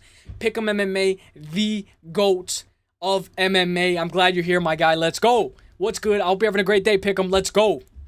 Yes, I am doing a PFL breakdown. Shout out to the GOAT of PFL, Pick'em. Dude, I cannot wait for this card. I'm excited to see what you're thinking on the main event. Who do you have? Impa Kasanganay or Fabian Edwards? I am going Impa Kasanganay by decision. But I will say, this is a pretty good card. Very good card. I'll tell you my picks right now. So I'm going Brent Primus. I'm going Khalid. I'm going Murad. I'm going Uselyis, which is a little bit of a sketchy. I'm going Mike Shipman. I'm going JJ Wilson. Godzi. Dalton Rasta. And I'm going Impa Kasanganay. I'm very interested in seeing what you got. Let me see. Let me catch up. PP, smoke W. I wouldn't even watch Chandler versus Dober. What happened? Wait, why? You don't think that's a good fight? I didn't say they were losing. Lane. Ryan is betting on Ian Garry. 20-0 in the UFC Fighting Nerds. Let's go, Lane. I'm telling you, Garry gonna beat Prates. We'll see. This is what we love about the UFC. Ryan is going to lose. I'm just saying that's all for the Chandler D Riders. LOL. Yep. Ryan is going to lose again. Don't come in here crying. But and the last time that we saw PFL, it was funny. It was funny as hell. Prates will lose. Ian is an embarrassing honorary Brazilian. His Portuguese is horrible. Damn. So same thing with like a little bit of the Scouser situation. Like Prates is like an embarrassing honorary Brazilian. He doesn't have good Portuguese. I was D-riding Chandler last time. Whoa. Last time, but I don't like Garry, but I'm confident in his skills against Prates. Let's go. Nick, let's go pick him. Prates gonna KO Garry. I can feel it coming. I got Garry. I got Ian Garry. Nick at the round table. Let's go. Pick him pound for pound undisputed facts. Dude, I will always say this. I remember when Pick'em had lock of the week as Gene Silva against Drew Dober. Man, was that crazy. That was a crazy day for me. I am picking Edwards either. Leon or Fabian. They are both the same. Oh, okay, so Edwards, either Leon or Fabian, he does look like Leon Edwards, right? He does look like Leon Edwards. All right, so I'm glad we're on the same page. You beat a Wash Liang who wouldn't even close the distance, beat a Wash Shitty Magny, and Garry and you go against Garry. You think Prates is winning? Prates by Black Magic domination. So the Black Magic's real. We know Gene Silva. A lot of these Brazilians have that Black Magic. Chandler next to slogan will be Chandler's next slogan will be see you at the bottom. Damn. I want to see Chandler versus Drew Dober. That was a good scrap. I mean, that was a good mention. Somebody mentioned it. Chandler versus Drew Dober. It would be a good one. If you had to corner a fighter who's fighting Gene Silva, what's the game plan? So that's a great question. What I would assume, maybe I'm wrong, like a Gene Silva, kryptonite, you gotta be in his face. Like, I know Bryce Mitchell was doing those kicks, those crazy kicks. He was spinning. He was shooting out of desperation. I would say a little bit like somebody like a Masvar. Let me know what you think, John Dong. I would say somebody like a Masvar Evloev, like a chain wrestling. Farley says bark. Like a chain wrestling type performance. But we do know this guy, Gene Silva, so good. This guy pulled a ninja choke. Who do we remember had a close ninja choke against Masvar Evloev? Arnold Allen. I know, brutally honest, he just said Arnold over Gene. Who remembers when Arnold Allen had that tight ninja choke on Masvar Evloev? He was landing those knees to the head, which I would believe they're illegal now. So, Arnold Allen gave Masvar Evloev a run for his money. I will say a lot of people kind of give Masvar Evloev a good fight. But I would say a chain wrestling approach. That's what I would say. What do you think, though, John Dong? Do you think, like, pressure, you got to be in his face? Like, we need to be a good striker as well? What is the path to beat Gene Silva? Because that guy's too good. I'm Impa gonna bounce back. Let's go, Impa. Let's go, Impa Kasagana. Impa gonna bounce back. Yagshi was too much. This is a matchup he's gonna pressure this dude. I'm glad you're here. I'm very glad you're here. So he lost his last fight to Dovlet. Yagi Shamadarov by KO. Pick'em is saying that he's gonna bounce back. It's the resurgence of Impa. Look at how good he is. He has 18-5-0. When I saw this guy lose to Joaquin Buckley, I was like, I don't know if I'm gonna see him. Like, I don't know if I'm ever gonna see him again. Because, you know, usually when you see a guy on the KO reel, you're like, oh, I don't know if I'm gonna see that guy come back. But I believe he went on to win the $1 million tournament. Correct me if I'm wrong. But I believe he won like $1 million in PFL, or he won something. He won like the tournament finals. Then he lost to Johnny Elblin, but then he got a good couple of wins. And then he lost, but now it's time for him to win again. He doesn't have that much losses on his record as well. Gene's seen some shit. Yeah. I remember you were saying that. Shout out to Pick'em, because that fight companion was lit. That fight companion was lit. I remember even the other fight companion when you were doing a push-up competition with Covert. Covert was just here. Pick'em did a push-up competition with Covert. That was actually funny. That was funny. Wish Gene, brutally honest, let's go. I definitely told people they were idiots if they picked Silva over Dober, and look at me now. Look at Parlay. Cody Garbrandt. Look at Parlay. Look at him. The fucking GOAT. Bark. Wish Gene didn't sub him.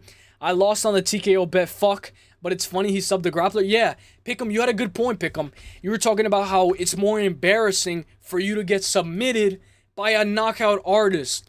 And we know, like, I was with DK. I was on Bryce Mitchell. I was on Arkansas. I got that wrong. But I will say it's more embarrassing the way Bryce Mitchell lost. If he would have gotten, you know, like, some people are like, getting submitted is not worse. But, dude, the way that he went to sleep, I'd say that was just as embarrassing. Like, and that's coming from a Bryce Mitchell fan. So I was very sad to see him get... I was sad to see him go to sleep. I was sad. You guys saw me in the chat. I was sad. But yeah, Gene has seen some shit. He has seen some shit. Dude, I remember DK was in the chat. He was in the Discord chat. I hope DK is good, man. I'm on the same page as DK, man. You know a guy is OD dangerous where he can cry, knock you out, then cry again all in 10 minutes. Facts. And him being so emotional is like very good. You know, a guy so emotional but able to like compose himself and come back. Like he's like almost like non-human, or like he just doesn't have any emotions, or like he has emotions and then boom, he's locked in. Gene had a very troubled past. He saw his mom. I'm glad that he survived that. And his mom survived that. I heard about that he shot. Well, I didn't know that she shot 3 guys that were... I didn't know that that's what happened, but... That guy, Gene Silva, you know, maybe everything happens for a reason. So that happening to him maybe was the best thing that could happen to him in like a different way. You know, maybe that's why he is who he is now. But man, Gene Silva's going to be a problem. Even in the first round, when he's pulling the guillotine, when he's touching gloves, Gene Silva's trying to touch gloves with Bryce Mitchell, and Bryce Mitchell's like, nah, I don't want to touch gloves. I was like, damn, you're gonna pay for that, Bryce Mitchell. I didn't want him to, but he ended up paying for that. Ryan, what did Ryan say? Ryan Versailles, John Dong, fake the high five, throw the overhand. Like Hamza Shemaev with Kevin Holland, he just shot off the rip. He faked the glove touch and shot off the rip. Fair play to... Yeah, true. Very good on his mom's part. Gene was a street fighting when he met his wife, Carol. She's been by his side 10 years. Wow. W girl. W wife. I told him he can get his wrench back if he beats me in the push-up. Dude, he's never beating you in the push-up. Pick'em, you did like 35, bro. I was like, holy shit. After a 6-hour, 7-hour fight companion, this guy is doing a push-up competition, toe-to-toe with the GOAT, Covert. But guys, I am going to go Impa Kasagana. I'm glad Pick'em is here because he is going Impa as well. And maybe we could do a little parlay. I don't know how much value there is or if there's going to be plus money, but this is going to be the parlay. I believe Larry told me he was a minus 215. So the parlay is going to be Murad, Godsi, and Impa. I'm going to type it in the chat. Murad, Zonov, Godsi, God. This is my parlay. Obviously, I can't bet on PFL because of the state that I'm in. But I will have like a lock. You guys know me. I had lock as like Logan Storley. Logan Storley was like a minus 500, and I locked him. Godsi and Impa. I don't know if this is plus money, but this is gonna be my parlay. I can't bet on PFL because of the state that I'm in. But if I were to, this is gonna be my parlay. I told him he can get his wrench back. Dude, he's never gonna get that shit back, bro. He's gonna have to do push-ups every day. This is a reach, but I'm seeing a parallel between Gene Silva and Jones. Both very well-rounded, good at elbows, and Silva choking out Bryce reminded me of Jones choking out Machida. John Dong. That is a very good take, my guy. You know what? That is a very good take. The way that Lyoto Machida the way John Jones just like left his body like soulless on the canvas, it looked better. What's good, Better MMA? I know you were live earlier. Shout out to Better MMA, guys. If you guys haven't, guys, go subscribe to Better MMA. I was actually lurking earlier in the stream, Better MMA. I know you were reacting to the full moon. That was actually a good one. That was a good reaction. But shout out to you, Better. I hope you're having a great day, my guy. But John Dong with the hot take. I think that's a very good take. Lyoto Machida was left soulless against John Jones. This is coming from a Bryce Mitchell fan. I didn't expect that from Bryce Mitchell. I didn't expect Bryce Mitchell. I had Bryce Mitchell. I didn't expect him to go to sleep like that. I thought he was going to go to sleep by KO, but I did not expect it like that. That was an insane KO. I mean, an insane ninja choke loss. And you're right. That was a very good comparison, John Dong. Very good comparison. You got some good takes, man. You guys heard Gene wants Dana as his best man. He said yes, right? He said pay for the wedding singer and you're in. That elbow Jones landed on Machino was sick. Yeah. I believe his coach told him to adjust, I believe. Because he was getting hit with like a little bit more often than, and I believe his coach said go in with the elbow. I'm not sure. That elbow landed on Machida was sick and then choking him out standing. Facts. That was sick. Gene said he wants Dana as his best man. Let's go. I saw Mogwonk toast. I hope you guys are having a great day. If I missed anybody, let me know. Better Mogwonk toast his money. I hope you guys are having a he said better says you're cute. I hope you guys are having a great day, guys. I hope you guys are having a great day. God bless. If you guys could just do me one thing, just hit the like, guys. We just finished talking about PFL. I'm going Impa. And we're just catching up with the chat. If you guys have any questions, we're talking about Dana White being the best man. Gene asked Dana to be his best man and pay for the wedding singer. Belo, oh, that's the artist, is not in their budget. Also, he's like a very famous artist from Brazil. Sabatini versus, by the way, welcome back, Hernanov. I'm going to catch up to it.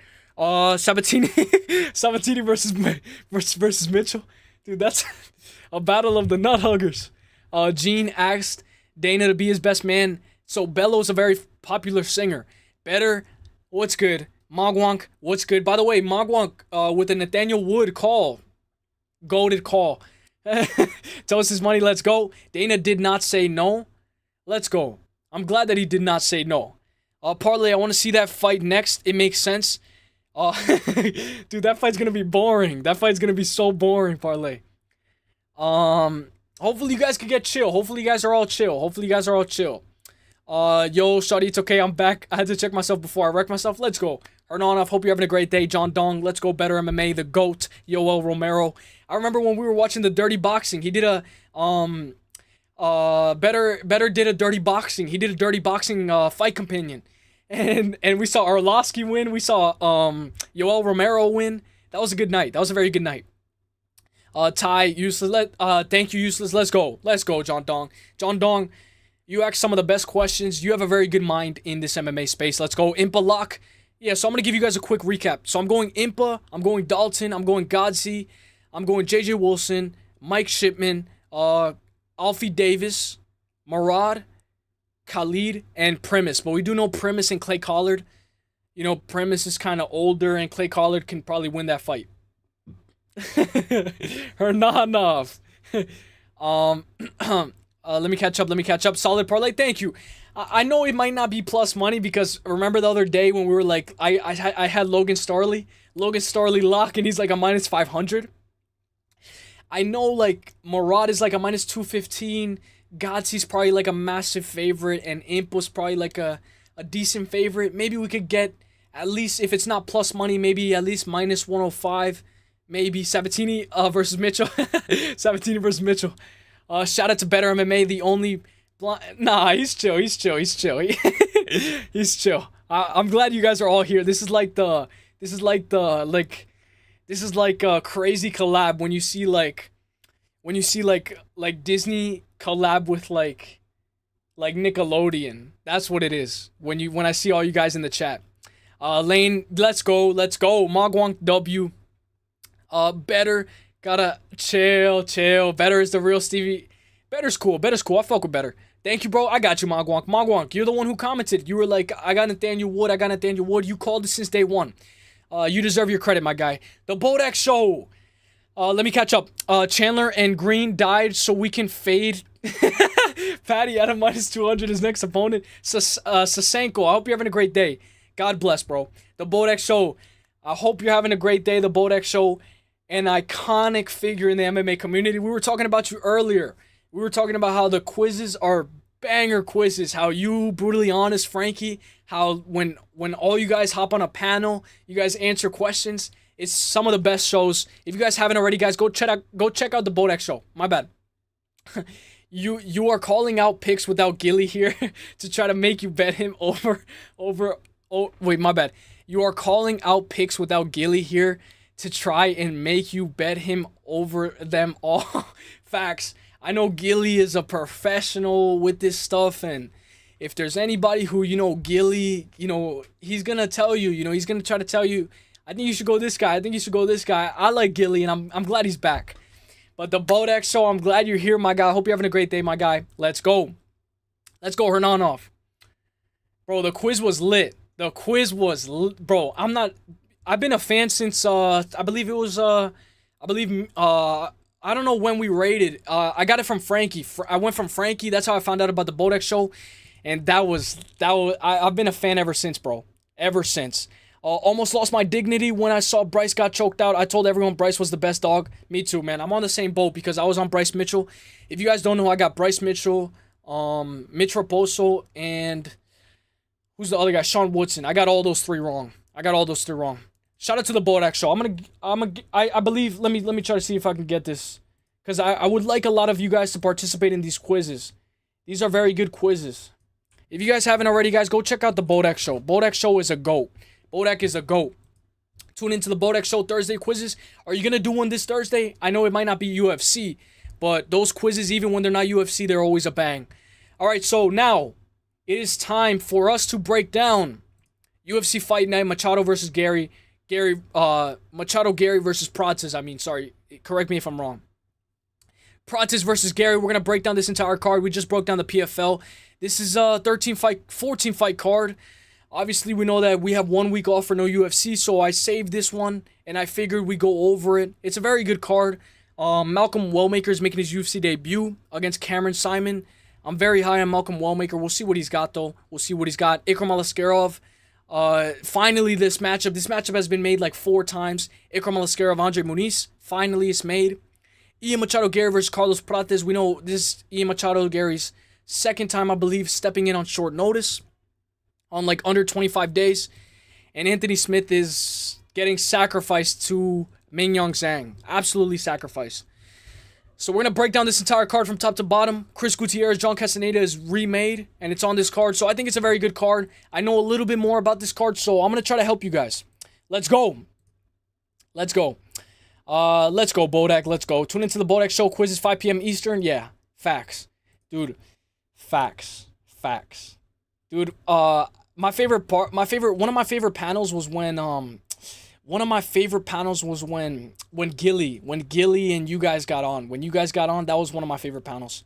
All right, so let's go. Damon Blackshear is back. You guys know Damon Blackshear just fought. He just fought 4 weeks ago. He fought Cody Gibson. Who remembers Damon Blackshear? We just saw him fight, guys. Sorry. What did Parlay chill, Parlay, chill. It's because of Twitter. On Twitter, I have my name on Twitter. I have my name on Twitter. So W, let's go. We all know who Ryan is picking. Facts. We're gonna try to speed it up. We're not gonna try to take too much time. Anthony Smith is still fighting. I know, right? And I'm very interested in seeing what the AI model is gonna pick for this card, because if you guys don't know, Bodak does his own picks as well, and he has an AI model. So the AI model basically tracks everything, tracks momentum, and it has no feelings involved. So I'm very high on that AI model, and I think that AI model is gonna do justice. It's gonna do justice for this entire year. I wish I had an AI model, man. That is sick. Like, I would say that an AI model can be even more accurate than a human. But yeah, Anthony Smith is back. I don't know why he took that fight, but maybe he's getting a good paycheck. So this is gonna be at, correct me, I think this is gonna be at Las Vegas. No, Kansas City, Missouri. One thing we have to mention, guys, is the cancellation on fights. We have to mention how many fights we lost. We lost Jamal Hill versus Khalil Rountree, and we lost Ahmed Hazada versus Mitch Ramirez. We took a toll on the Khalil Rountree and Jamal Hill. But let's go. AI is emotionless. Yeah, is emotionless. Facts. Facts. That's why it's going to be so good. That's why it is so good. Let me catch up. Anthony Smith is still... Ward Edward is a lucky. Facts, Parlay, facts. Max with the parlay. Let's go. Sean the Hummaculus Woodson was terrible stoppage, but Woodson also sold fight by diving. Yeah. Why is he going for a takedown? Very good, Tosis Money. Very good point, Tosis Money. Very good. No, you're good, bro. You're good. Hernanov, you're good, bro. You're good. It's just that, like, it's kind of weird seeing my... It's just weird seeing my name. Not for a long, Bodak, Zhang KO him. We'll talk about that fight, but I would assume that 100% of the people's pick is going to be Zhang. Go to hugging face. Anyone can play with AI stuff. Okay. All right, that's actually pretty good. I'm gonna do that right after then. I'm gonna look at that. I'm definitely gonna look at that, because I really like the AI model. And by the way, Bodak, you got one of the best outros, bro. The dong dong dong dong dong dong dong dong dong dong dong dong dong dong dong. That's one of the best outros in the game. I had Bryce decision in some parlays. ChatGPT told me to. ChatGPT, I'm gonna sell my PC to bet on Garry. No, dude, chill, bro, chill. But with this fight right here, guys, we know Aratangi Lang, or maybe Alatangi, correct me if I'm pronouncing that wrong. He's 17-9. His most recent loss is to Chris Gutierrez, who we know Chris Gutierrez is fighting on this card, the next fight against John Castaneda. Chris Gutierrez being able to beat Alatangi, it reminds me of that win over Kwang. You guys know Kwang. Chris Gutierrez had a win over Kwang Lee. Obviously, they're very different people, but I will say, guys, Damon Blackshear fighting 4 weeks ago, it helps him. I know that he is going to have to cut weight, and maybe that's going to be a little bit of a weird factor, because he's cutting weight only for, like, this guy fought 4 weeks ago. So if I will say a red flag would be the scales. The scales are going to be a massive red flag for Damon Blackshear. 30 years old versus 33. Bantamweight division, 5'10 to 5'5", 72-inch reach to 66. I'm going to go Damon Blackshear. I know a lot of people have Damon Blackshear by submission. He was able to finish Cody Gibson with a submission Kimura, and he didn't have that much scratches on his body, so I believe that's why he's coming back so soon. The most recent time we saw Alatangi was 10 months ago against Cledson Rodriguez. He did go to a draw against Gustavo Lopez. I'm going to go Damon Blackshear. He had a very good Kimura. Let me see what type of submissions this guy has been submitted with before, if any. He's gotten submitted one time. That one submission loss is by armbar. So I'm going to go by rear naked choke. I'm going to go Damon Blackshear by rear naked choke. I'm very interested in seeing what you guys are picking, what the people's pick is going to be. So go hugging face bet. I'm going to look that up right after. Let's go. My bad. Nah, you're good, Hernanov. The GOAT. You like that ban me, bro? No. I'll never. Hernanov, you will never get banned in this. Never, bro. If anything, you're on the way to being being like a, well, dude, you're the fucking GOAT. I had Bryce decision in some parlays cause Chappy GBT W.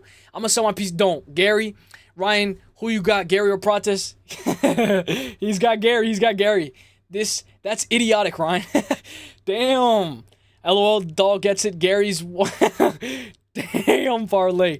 All right, so with this one, guys, I'm going black shear, and I'm gonna go black shear by rear naked choke. Rear naked choke. I'm not gonna go black shear by points. Maybe over 2.5 if I want to play with fire, because I had the over 2.5 in that Cody Gibson fight, but that crashed and burned. But I'm gonna go black shear by rear naked choke. All right, so we're gonna go up the card, up the card, up the card. Chris Gutierrez versus John Castaneda. I know a lot of people are like, why are they making this fight? Why did they reschedule this fight? Why are we watching this fight? But I would say that this has a potential to be a good scrap. It's either going to be a good scrap or it's going to be very boring. Good stream, bro. Shooting off. Thank you. I know it's late. I know. Shout out to you and Bodek. I know it's very late to where you guys are at. I know it's very late. It's probably like 1 p.m. over there. I hope you have a great day. Peace. And if you guys haven't already, guys, go subscribe to Brutally Honest. I'll tell you guys 1, 2, 3 times. Go subscribe to Brutally Honest. Bodek Show. Brutally Honest is the GOAT. And a very, very funny guy. Brutally Honest, I hope you have a great day, my guy. Let's go. And thank you for being here. Thank you for being here. Thank you for the raid as well. You came in clutch with that raid. You came in clutch. Pepino. Right on, Andrew. The only weak link is Bruna Brazil. No. What did I say the last time? I said the only weak link was Ruffy, right? Is that what I said the last time when we were talking about weak link? I would say that the only weak link now is Carlos Prates. That's the only one. No, I'm just kidding. Fuck the nerds, but they hot right now? Yeah, they are good. They are good. It's only midnight. It is still pretty late, though. It's pretty late. Pretty late for that side of the world, especially on a Tuesday night. On a Monday night. Sorry, on a Monday night. Oh, sorry. Hang on, guys. Hang on. I'm getting a call. Give me 1 second. Give me 1 second. Give me 1 second.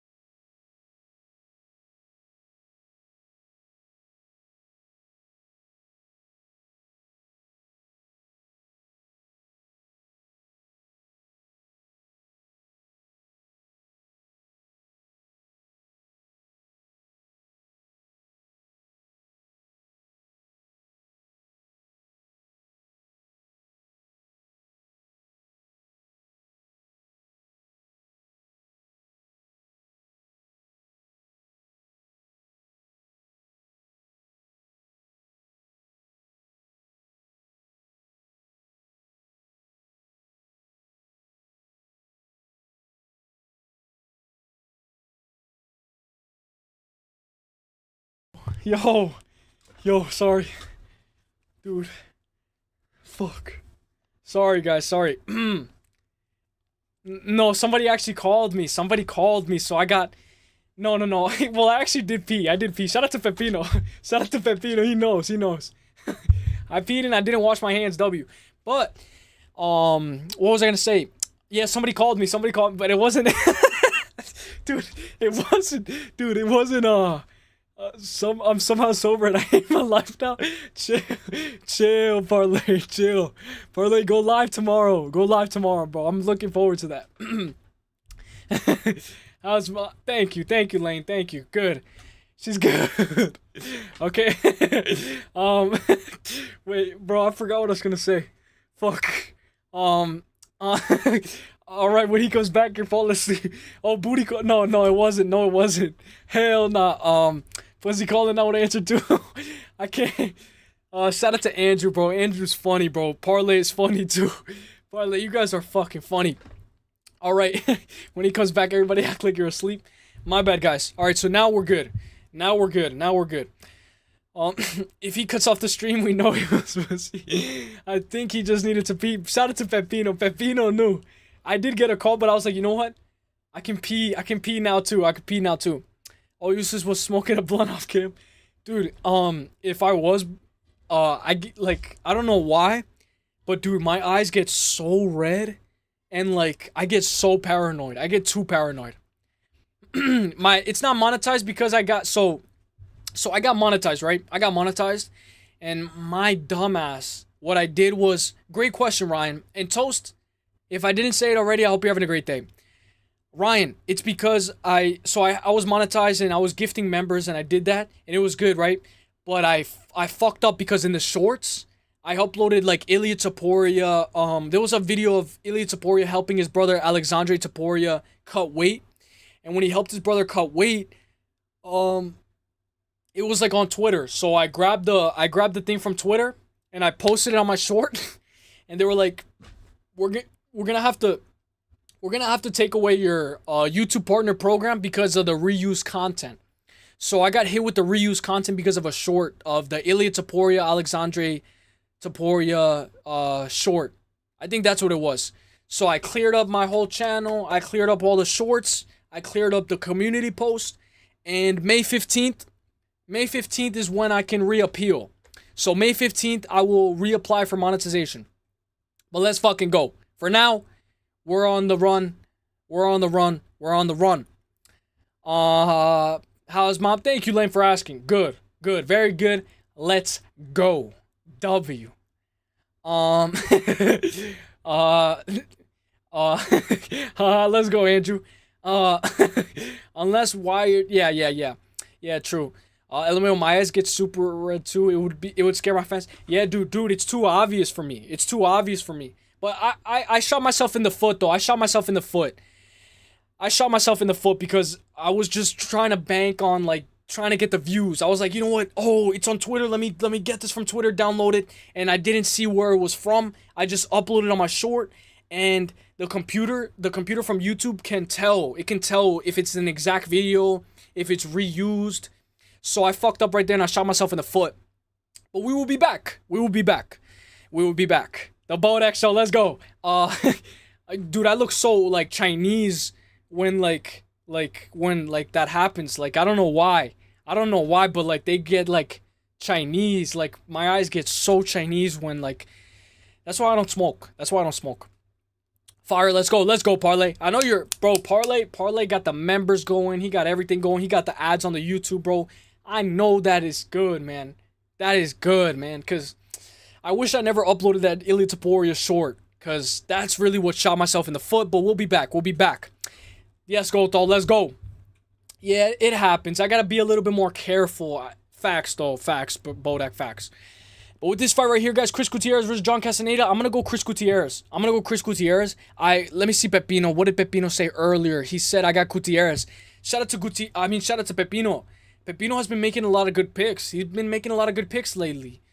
I'm with him. I agree with him. I'm going to go Chris Gutierrez. We know John Castaneda has a very good, he could wrestle here. He lost to Daniel Marcos, so we know Daniel Marcos is undefeated.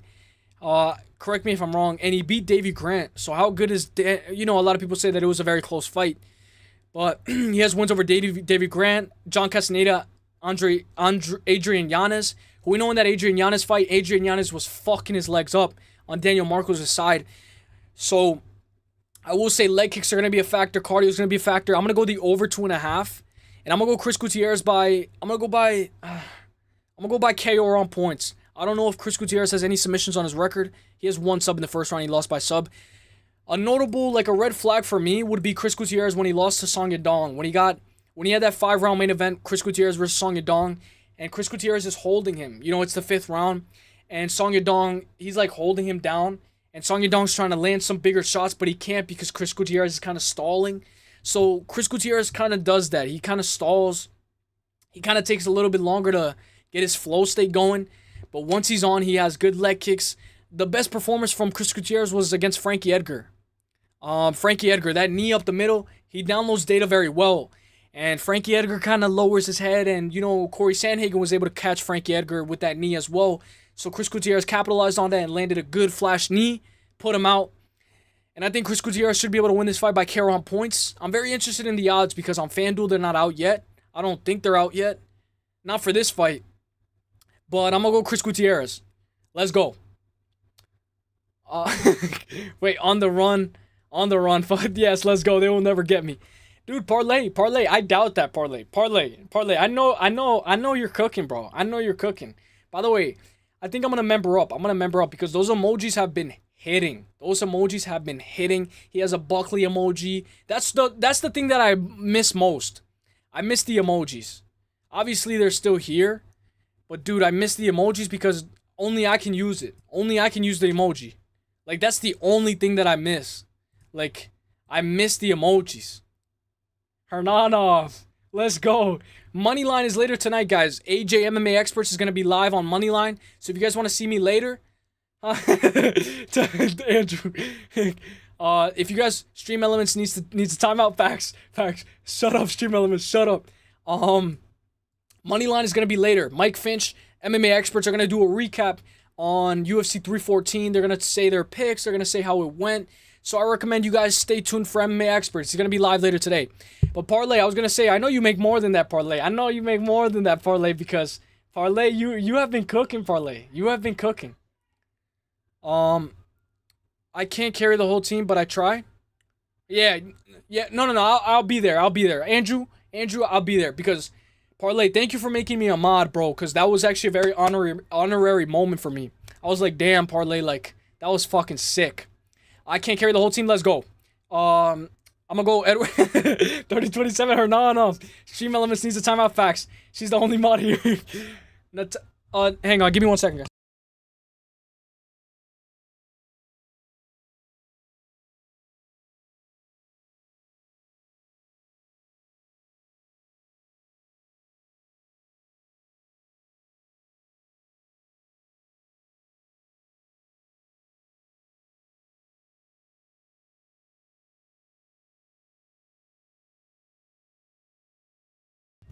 Oh, my bad, guys. My bad. Okay, I'm back. My bad. Stream Elements, yeah. She's the only mod here. Well, yeah, chocolate chip.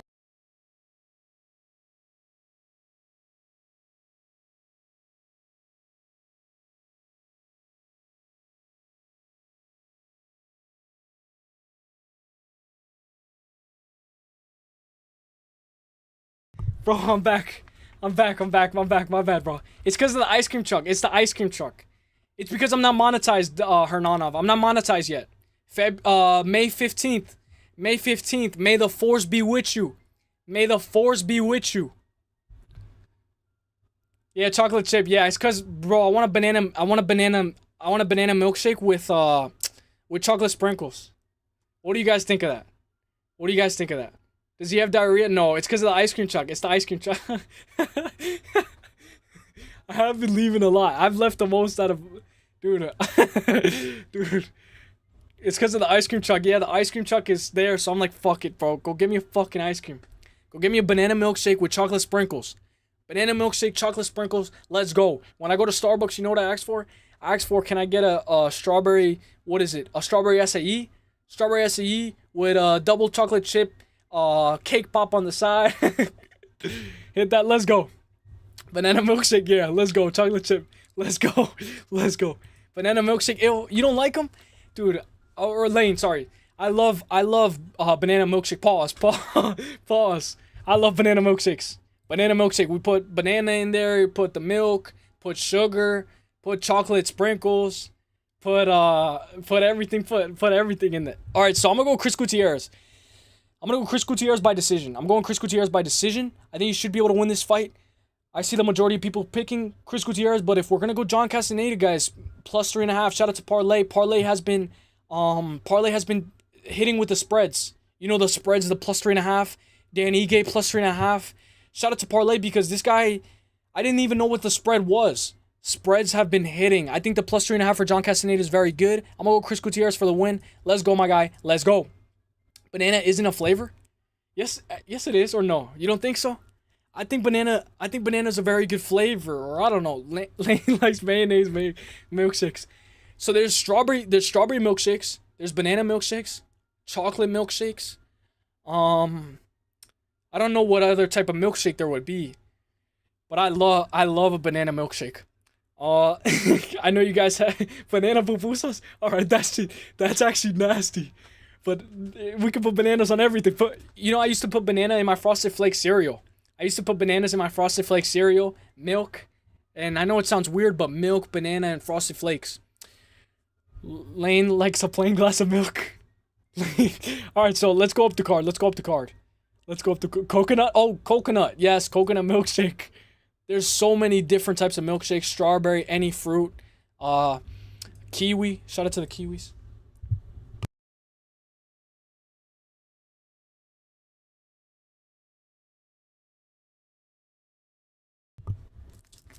All right, so I got it. Yeah, let's go. Let's go. Let's go. All right, so we're gonna do a little bit of a taste test. We're gonna do a taste test. We're gonna try the milkshake. We're gonna see if it's good.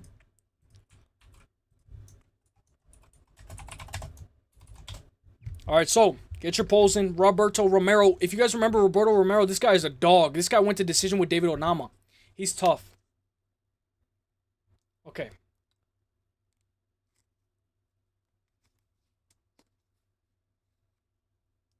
This is what it looks like. It's like soapy. You can't really see it, but we're gonna do a taste test right now.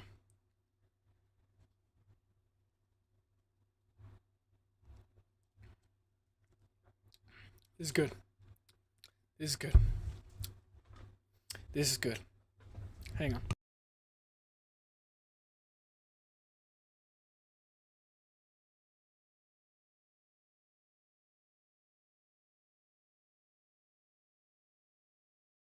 Sorry, my dog. So it's a it's a banana milkshake. Facts, doll. I should have got for everybody. Facts. So I think the they did forget the sprinkles, but I think they're all the way at the bottom. Imagine I were to spill this shit all over myself. Ernie, what's good, bro? I hope you're having a great day, Ernie.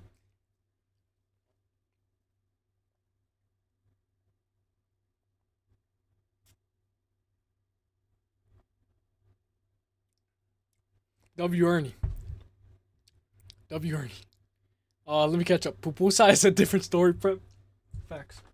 Sorry, Bella. All right. Any fruit flavored milkshake is good. Facts, doll. He's locked in. Let's go. Banana is the best popsicle flavor. Oh, that's a good point. You know the chocolate banana? I used to like, you know when they dip the banana in chocolate and then they freeze it? That's what I like. Pause. What's a milkshake? W. Hernanoff. You forgot the sprinkles? Facts. Roberto Romero KO decision? Yeah, Timmy Kwamba's not that good. When I look at this, his loss to Balahi Oki, we know Oki was supposed to fight, but I think that fight fell through. Hang on.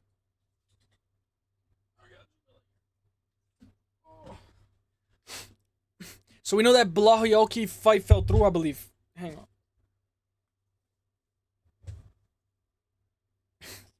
Alright, yeah, so that Balahi Oki fight fell completely through. Yeah, sprinkles are supposed to be on the top. But do sprinkles float? I don't know if sprinkles float. Bodak show. I'd go to McDonald's right now for a shake, but the shake machine is never on. Facts. That's actually facts. A McFlurry. I love a good McFlurry. I'm Oreo. I'm team Oreo all day. A McFlurry, Oreos. Instead of M&M, I like a McFlurry. What did Ernie say? It's it brings all the boys to the yard. Hey, my milkshake. Unfair. Yeah, I know, doll. I should have got you guys. Sorry. I should have got you guys a milkshake. At least. But very good potassium. Facts. What doll is saying. Frozen bananas are good. Let me know a word. I'm about to go to the store. Let's go. W. Alright, so with this fight right here. Enough gish galloping.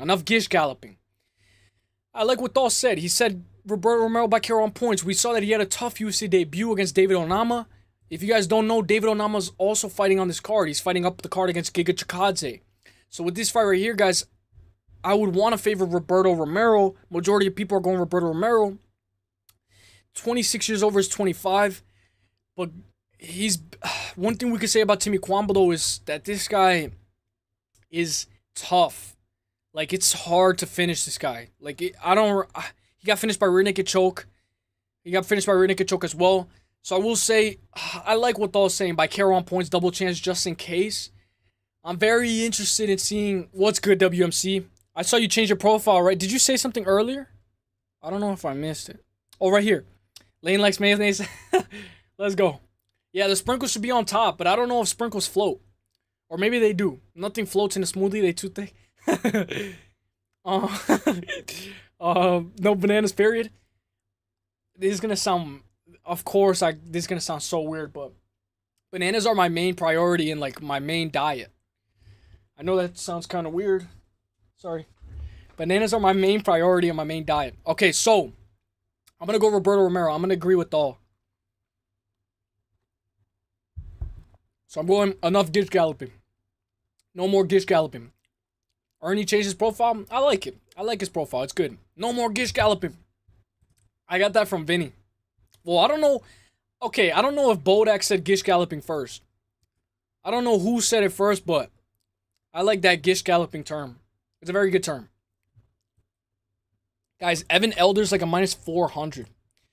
Mangoes all day. That's a good fruit. That might be even more healthier for you. All right, so let's go. I like it. I like it, WMC. It's a good profile. Good profile picture. All right. Correct me if I'm wrong, but sorry. I think Evan Elder's a massive favorite. Vanilla with a little hits of caramel. Let's go. We all have a little bit of a sweet tooth. A sweet tooth. So let me double check. But on FanDuel, I believe that Evan Elder's a minus 400. Yeah, right here is already a minus 325. I would assume that a lot of you guys are going to be on the same side as Evan Elder. The thing is, how is he going to win this fight? So he's favored. Majority Tapology is favoring him against Ahmed. Ahmed is making his UFC debut from Dana White Contender Series. And he has a very tough test ahead of him, 12-3-0. The last time we saw him fight, was again on Dana White Contender Series, September 17th. By the way, Dana White Contender Series is about to go up again. It's about to start. It's about to start up again. And he lost to Nazim Sadikov, but we know Nazim Sadikov just beat Gabriel Bonfim, I believe. So, I think somebody's going to get knocked out this fight. The thing is, he does go to the decision a lot. If we go Evan Elder, he has 2 submissions on his record, 4 KOs, and 3 by decision. Maybe we could take the over 2.5. I'll take a chocolate milkshake. Let's go. Let's go. I got you. So Bodak, he got the vanilla with a hint of caramel. Lane got the mango smoothie. Hernanov says caramel is horrible. Pepino has the chocolate milkshake. Let's go. Have you had European caramel? No, I actually haven't. That's actually something that's going to be on my bucket list. European caramel.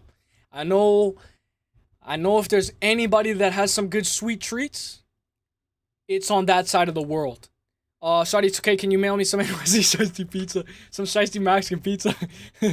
Dude, I'm not going to lie. The pizza's not... I mean, it's good. It's good. But I know some people said that Chicago pizza has really good pizza as well. I don't know.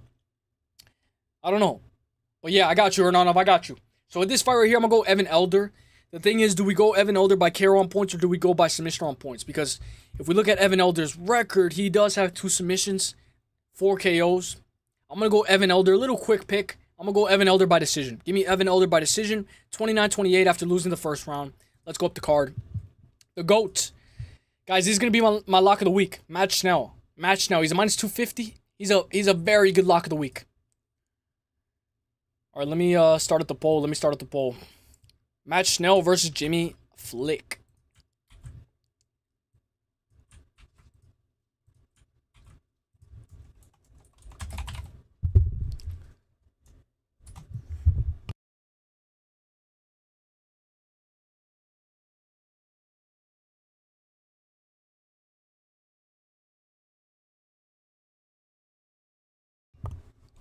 Swiss milk chocolate. W. By the way, thank you guys for being here, guys. Let's fucking go. We're about to hit the 2-hour mark and we're going to get this show on the road. What's Gish galloping? So gish galloping is a term. Shout out to Bodak. I believe he's the one that said it first. I don't know the origin. But basically, gish galloping is like a term for Vinny. You know Vinny? If you know who Vinny is, sometimes he tends to gish gallop. You know, like let's say I'm talking about Matt Schnell. Matt Schnell's the GOAT. Oh, he's the GOAT. He's 16-9, but he's fought the best of the best. He's so good. He's so good. Da da da da da. I'm gish galloping. I'm gish galloping. Schnell. Soldier Boy. Soldier Boy, I made it. Oh. Hazenada has been KO'd twice, but never subbed, so KO for Elder more likely. All with the clutch. Let's go Evan Elder by KO on points. Isn't Jimmy Glick a Martin Short character? What is that? What's Martin Short? Let me look it up.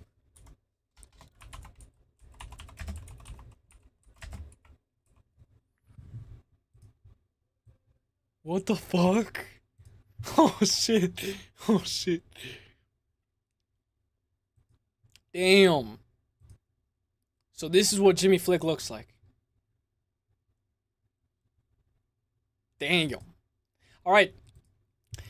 So, Schnell decision. I thought Schnell was cut. I don't know how Schnell is still in the UFC. But this guy, we know Schnell. He has a granite chin. One of the toughest in the game. If you're not going to finish Schnell, you're definitely not going to knock him out. This guy is one of the toughest chins in the game. He's very good. He has some of the best footwork as well. Very good boxing as well. We know that the only reason he got knocked out by Steve Erceg was because he was, looking to the left. He was looking a little to the side and he got distracted. Matt Schnell doesn't normally get knocked out. This guy's a chin made out of granite. This guy has fought the who's who. This guy went to war with Sumadarji. And we know Sumadarji, who did he just beat? Sumadarji just beat Mitch Raposo. So how good is Matt Schnell? Matt Schnell is one of the GOATs in the flyweight division. A notable performance from Matt Schnell, like if we're being serious, all jokes aside. I like his win over Tyson Nam, Louis Smolka, and I'd say Sumadarji. Those are very good notable wins. Even against Mateus Nicolau, he looked good. Against Steve Erceg, obviously he got knocked out in the second round, but I thought he looked pretty decent. Against Cody Durden, he looked very good, but then he got finished in that fight. I will say Matt Schnell looks very good very early, and then he gets done, and then he's done, and then it's over. So with this fight, you can go Jimmy Flick by submission. If you want to go Jimmy Flick, you could take him by submission. He has 8 subs in the first round, 4 subs in the second, and 3 in the third. He has lost by KO 1, 4, 5, 6 times. He's lost by decision twice. I think this is a battle of like somebody's chin is going to get cracked right here. Those are his only wins. That's actually facts, Pepino. But I'm very interested in seeing what the people's pick is going to be. We know Matt Schnell is a minus 250. I thought Flick was cut already. I thought at least maybe Matt Schnell was cut. Patty hit easy. Let's go, Patty Pimblett. Fuck that lime best popsicle. WMC with a very good option. Lime. I don't think I've ever had a lime popsicle. Oh, it's a debate tactic where you throw too many points at your opponent to address the creator. Wait, to opponent to address, creating the appearance your opponent might be losing. Oh, so that's where it comes from. That's where it comes from. So, by the way, I had the definition completely wrong. So, yeah, Vinny was like, yeah, I remember that shit. Okay. Thank you, Bodak, for the correct definition. All right, so let's not gish gallop. No more gish galloping. The Erceg combo he hit him with was so demon facts. He went, dude, I thought Erceg was so good until Erceg had the biggest rise and the biggest fall. Those are his only wins, facts, Pepino. I want to see Ramazan Temirov. I'd like to see Ramazan Temirov versus Matt. Damn, you're trying to kill him. Ryan. Ryan, you're trying to kill Matt Schnell. But guys, I'm gonna go Matt Schnell. Low confidence. I'm going Matt Schnell. The reason being, it's more on Jimmy Flick, more on who Jimmy Flick is. I think Matt Schnell had very good, tough fights. Like, even in his losses, he goes to this, I believe he went to the second round against Steve Erceg. I know, like, he only has 1 win in his last 5, but he's going to the second round with these guys, and he's making it at least a little bit competitive before he gets finished. Against Cody Durden, he made it very competitive up until that second round. I thought Cody Durden lost the first round, but I will say, guys, I'm going to go Matt Schnell. Very low confidence. I'll take him at a minus. I believe he's a minus 250. Let's double check. Matt Schnell's a minus. Let's see. Matt Schnell's a minus 250. Jimmy Flick plus 190. You know, maybe guys like Jacob from We Want Picks. Maybe his lock of the week is gonna be Jimmy Flick. But I'm gonna go Matt Schnell, and I'm gonna go Schnell by decision. I'm not gonna go by KO on points or submission on points. Maybe I'll take the over 1.5, but I'm gonna go Schnell by decision. Schnell.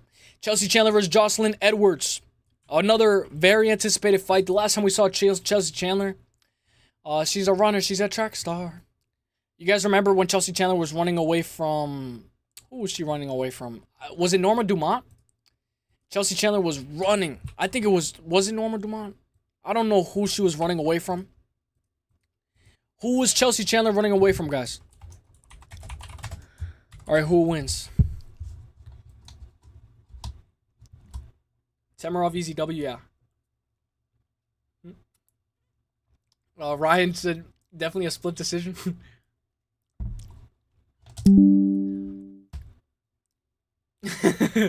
A unanimous decision. Alright, so it was Dumont. Okay. Hernan upset from me. Parlay with the excellent, with the memory of an elephant. This guy has the memory of an elephant. He remembers that it was Norma Dumont. If you guys know, Norma Dumont was in Marco Tulio's corner. No, I don't think she was in the corner. But she's Marco Tulio's boyfriend. We know Norma Dumont's very good. I will say Chelsea Chandler's notable wins. Maybe they're her only wins, but I'd say Josanne Nunes, Julia Storilenko. And I'd say maybe Brittany Victoria. Maybe. But that's being generous. Jocelyn Edwards, on the other hand, lost to Eileen Perez, comes from Dominican Republic. She lost to Nora Cornell as well, which now that Nora Cornell loss is not looking too bad. It's not that bad in my opinion. We do know she beat Maris Vidal. I will say I had the over 2.5 and I had that fight to go the distance. And I was kind of pissed when Vidal got submitted. But it shows that Jocelyn Edwards works. She's not going to just coast to a decision. It's only good. Excuse me. Sorry. Excuse me. It's only because Dumont is my girlfriend. Tulio don't know what he's talking about. Facts. Dude, fucking Mont. They should make this fight at middleweight. What, this one? Yo, they're going to look huge. So with this fight, I'm going to go Jocelyn Edwards. Jocelyn Edwards currently right now is a minus... Fuck, I can't find it. Jocelyn Edwards. Where is Jocelyn Edwards? Oh, she's a minus 235. I think she's a good parlay piece. Chelsea Chandler's going to try to wrestle. I'm going to go the girl from Dominican Republic. Let's go Jocelyn Edwards by decision. Hopefully that over 2.5 and that this fight goes the distance actually works this time, because it did not work for her most recent win. I had Jocelyn Edwards by decision, and that did not work. So hopefully Jocelyn Edwards by decision this time around. Chelsea Chandler, if you have to run if you have to. Run if you have to. Now I'm excited for this one. I know a lot of you weren't really that excited for the Jocelyn Edwards fight. But she does have a gyat. Alright, so Cameron Saman. This is one of GOOO's, like he interviewed GOOOO. Like, they're pretty close. I don't know if they're still close, but they were pretty close. Versus Malcolm Wellmaker. I'm going to show you guys on Twitter. So, the line should be, let's scrap this fight. Facts. Let me see. This fight is at, for me, catchweight at 190. It's only because, yeah, facts, parlay. Couldn't care less about Edwards Chandler. Damn. But what about the over 2.5? It's a good parlay piece. There should be a line if they make weight or not. Yeah, because Jocelyn Edwards on that scale, she looks... Oh, that's a very good point that you mentioned that as well, because I forgot about that. Jocelyn Edwards doesn't really... she doesn't really make weight. I mean, I think that was her only time she missed weight. But let me show you guys Cameron. Let me show you guys Cameron's... I was about to say Smotherman. His name is not Smotherman. It's Wellmaker. Malcolm Wellmaker. Oh, Kobe did a live stream today. Kobe Covington. So look, Malcolm Wellmaker says, 13 days out, and I heard they got me as an underdog. That just turned me up some more.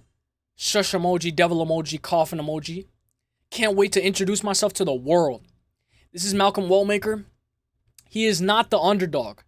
He is not the underdog. Malcolm Wellmaker is, let me check. Malcolm Wallmaker's a minus 136. Cameron Simon plus 106. So they have Malcolm Wallmaker as a slight favorite.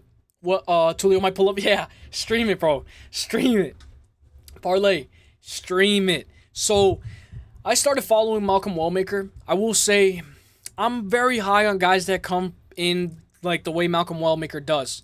When they get a nice highlight reel on Dana White Contender Series, and then they make their UFC debut. If you guys notice, like, my lock of the weeks are a lot of guys from Dana White Contender Series. A lot of guys who are, like, making their debut. Or a lot of guys who are, like, pretty early in their career. So with this fight right here, I like Malcolm Wallmaker, and I took him already at a minus 136. But I will say, guys, Cameron Simon, he lost to Payne Talbot most recently, and he lost to Christian Rodriguez. But, dude, Cameron Simon's a little bit of, he's a little dirty, in my opinion. Payne Talbot, who we know is a fraud now, but Payne Talbot was kicking like the inside of his calf or like the inside of his thigh, and Cameron Simon kept on saying that he kicked him in the nuts, and he kept on saying, "Oh, my nuts." He just wanted a break. He just wanted a break. He needed air. He was gassed that fight, but eventually he took a straight left to ground punches from Payne Talbot. Malcolm Wallmaker, on the other hand, I will say he doesn't really have, like, I don't want to say. It's not that much tape study. There's not that much tape study to do. Literally, this guy he's so new in his career. It's like, I can do as much tape study as I want, but when you look at these guys, it's like, a lot of these guys aren't really that good as well. The guys that he's fighting. So this is his first, like, real step up. I'm going to have to go Malcolm Wallmaker, guys. I'm going to go Wallmaker, but majority tap ball is just going Simon. But the reason why I got to go Wallmaker is I got to bank on that power. I got to bank that he has power. I don't know how good his power is. We're gonna tell from Cameron Simon. He has 3 TKOs in the first round, one in the second. You better work on that submission game too, bro, because if you cannot knock out Cameron Simon, he's gonna put everything on the line. This guy might fake a nut shot just to buy more time. I'm gonna go Malcolm Wallmaker, very low confidence, but I'm gonna go Malcolm Wallmaker for the win by decision. Wallmaker, let's go, dawg. The line should be, yeah, facts, Liam. Facts, Ryan. Parlay, facts. GOOOOO is glazing patty right now. I told you he's the truth. I like GOOOOO. GOOOOO has some pretty good takes as of late. Is Wallmaker a pressure fighter? Cameron, horrible fighting backwards. I will say, so, yes. I will say a little bit yes. I'd say he is a pressure fighter. The reason why I'm a little bit low confidence is because if he's not able to, like, drop him, or if he's not able to finish Cameron Simon, he might lose by decision. He got a very good submission. He has a very good rear naked choke. A good left hook. But he needs to sit on his punches a little bit more because I don't know. Well, this is the fight where we see what's up. This is the fight where we see what's up. The reason why I'm low confidence is because, like, look, so let's say I go here, right? He's preparing for his UFC debut, but he's working a job as well. My UFC debut is 2 weeks away. This is from a day in my camp. I still work at a full-time job in construction industry as a pipe welder. So a workday includes the job site and the gym. So at 7:30 a.m. he's here. And then at 7:30 p.m. he's rolling. And then at 8:10 p.m. he's there. But at 8 a.m. he's welding pipes. 8:45 he's working. So this is the fight where we need him to perform. We need him to do good in this fight, and then we can say, okay, Wallmaker's a GOAT. Wallmaker's that guy. That's why I'm a little, like, sketchy. But I'm very high on Wallmaker. I'm very high on Wallmaker.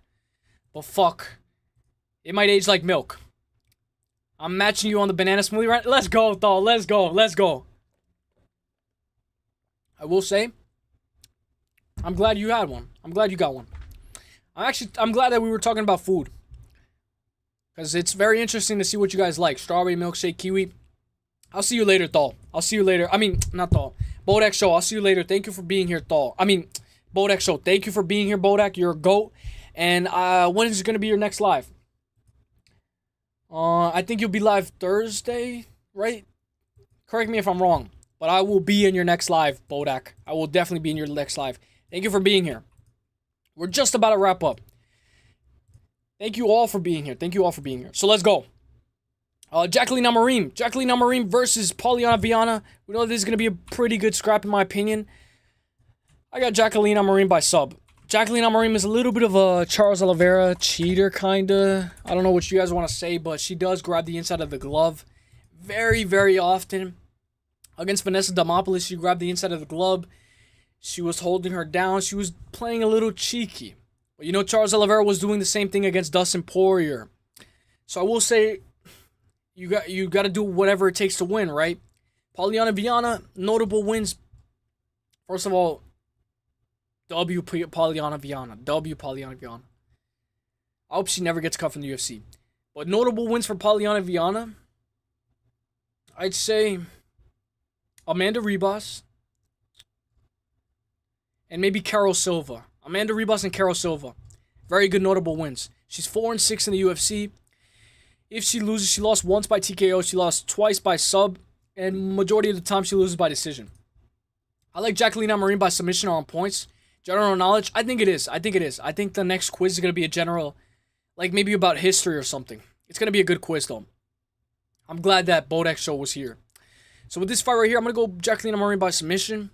But I'm going to take her by submission on points because we know when a lot of people, like let's say we get Gene Silva. We all go Gene Silva by KO. But then Gene Silva gets a submission. It's almost like when everybody's on the same train, sometimes something different happens. So I'm going to go Jacqueline Amorim by submission on points, like the Chase Hooper situation. Chase Hooper wasn't able to get a submission over Jim Miller, so I took him by submission on points. And I like that double chance because double chance always comes in clutch. So give me Amorim. I'm going to go Amorim by submission on points.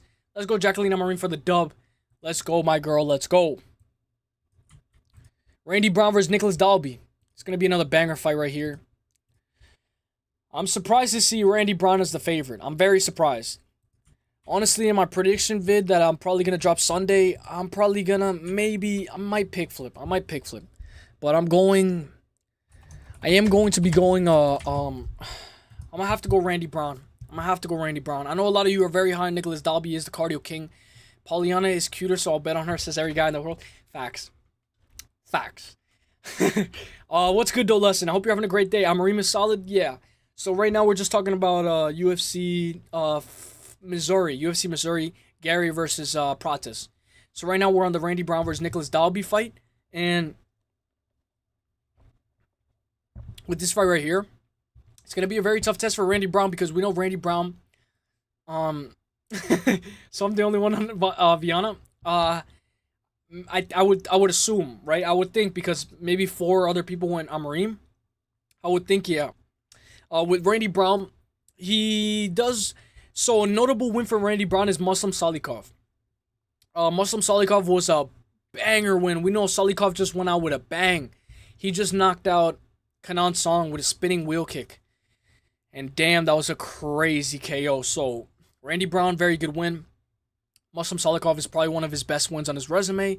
He did lose to Jack Della Maddalena by rear naked choke, but he got wobbled that fight. He beat Chaos Williams, Jared Gooden.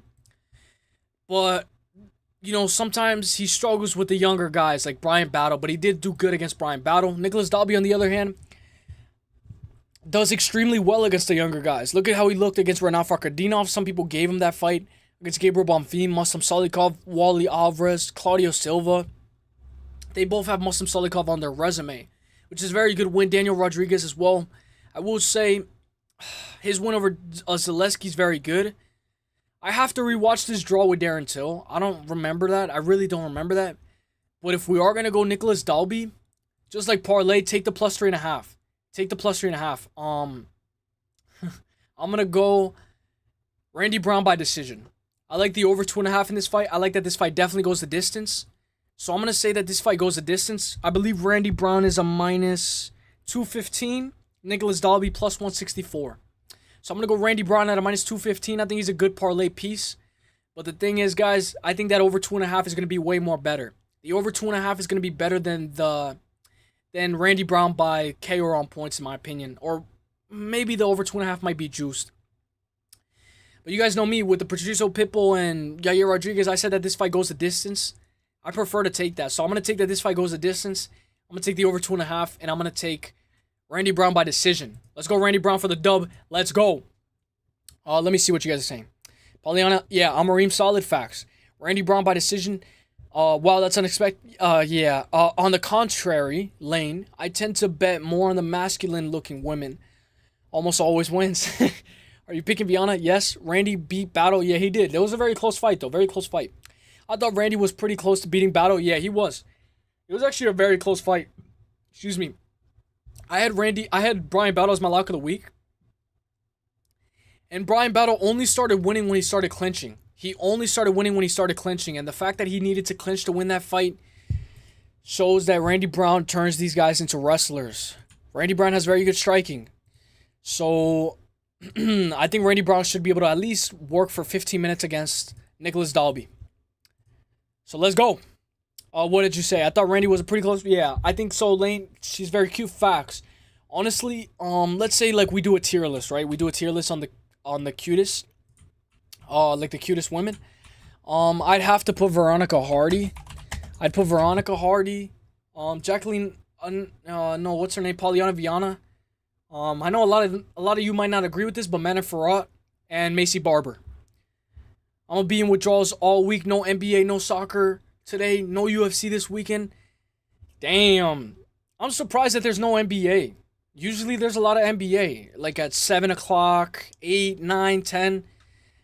I hate betting on basketball. I fucking hate that shit, but it's good. It's good. Let's go. So, Ikram Aliskerov versus Andre Muniz. Verna Jandarova. Yeah, Verna Jandarova has to be up there. Definitely up there. So, Ikram Aliskerov. Pepino. How could I forget Verna Jandarova? How could I forget? How could I forget? So, with this fight, I'm going to go Ikram Aliskerov. I think a lot of people are going to go Ikram by KO. This fight was scheduled, I believe, 3 months ago. Let me check. When was this fight scheduled? This fight was scheduled. This fight has fell through three. This fight has been scheduled 3 times. Once June 15th. Once in February 1st. And then now in April 26th. Damn. Imagine if Andre Muniz didn't pull out. He would have never got knocked out to Whitaker.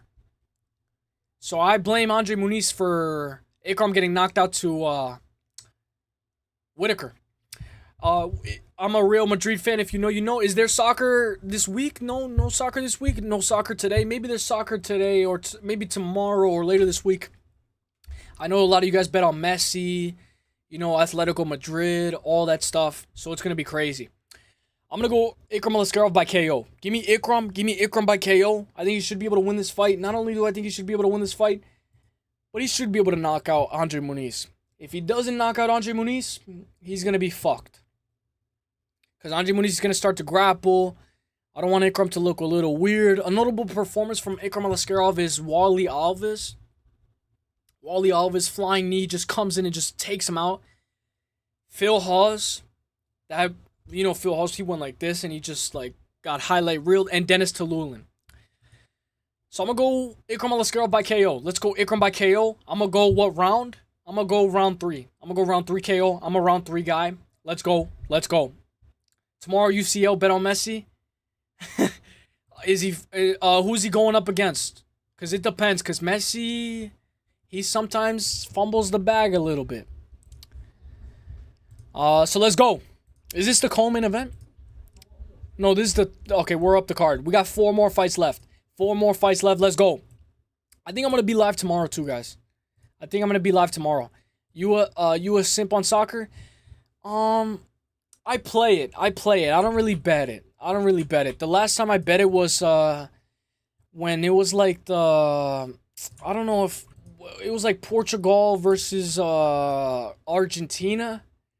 The World Cup, I think. I just kept on betting on Argentina. Soccer's tricky to bet on. Yeah, facts, bro. Facts. And especially like when the referee pulls a yellow card or something, I'm like, hell nah. Hell nah. UEFA will be good tomorrow. Let's go. I hope you guys enjoy the match. I hope it's going to be a good match. Pepino, are you aware the draw, no bet, push, if tied, bet option? Also, it's like a double chance. I wasn't aware on that. At all. All coming in clutch. So with this fight right here.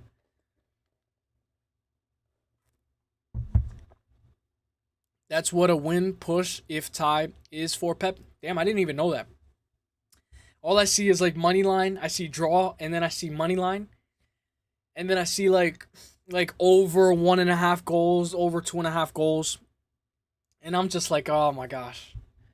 All right, so with this fight right here, Giga Chikadze, the odds are so wide. Facts. David Onama versus Giga Chikadze. I know some people cook on the parlays though. I'm surprised to see David Onama as a favorite. David Onama is a minus 210, Giga Chikadze plus 162. I am gonna be taking Giga Chikadze. I remember when Giga Chikadze fought Calvin Kattar. It was a little bit of the build up on Korean Zombie versus Volkanovski. Giga Chikadze was like, oh, I should have stepped in. Why is the Korean Zombie stepping in? I would have knocked out Volkanovski. And he was talking like that during media day against Calvin Kattar. And then Calvin Kattar just whoops him. And then he goes on a hiatus for 3 years and 2 months. Or like maybe 2 years. Beats Alex Caceres. And then loses to Arnold Allen. But that was a very close fight. He was bleeding that fight, but that was a very close fight. We know prior to him losing to Calvin Kattar, he had that Giga kick. The Giga kick. It was very known. It was a very good kick. 74-inch reach, 6-0. A very good striker. The only thing is, he is getting a little bit older. He's 36 years old in the featherweight division. Arnold Allen, it was 1-1 going to the third round. And then Arnold Allen comes in clutch. Well, Giga Chikadze made that fight. He made Arnold Allen work for it. David Onama, on the other hand, losing to Nate Landwehr. Very close fight. I believe they got like fight of the night. Correct me if I'm wrong. Yeah, fight of the night. And then he goes to be on a 3-fight win streak. Gabriel Santos, Jonathan Pierce, Roberto Romero. I believe I had David Onama by KO. And that's when I was like, okay, Roberto Romero. The mods here no get back. Facts. I believe I had Roberto Romero, David Onama by KO. And then that's when I was like, okay, Roberto Romero's not going to get knocked out. He's actually tough as shit. I'm going to go Giga Chikadze by decision. I'm going to go 29-28, maybe 30-27, maybe.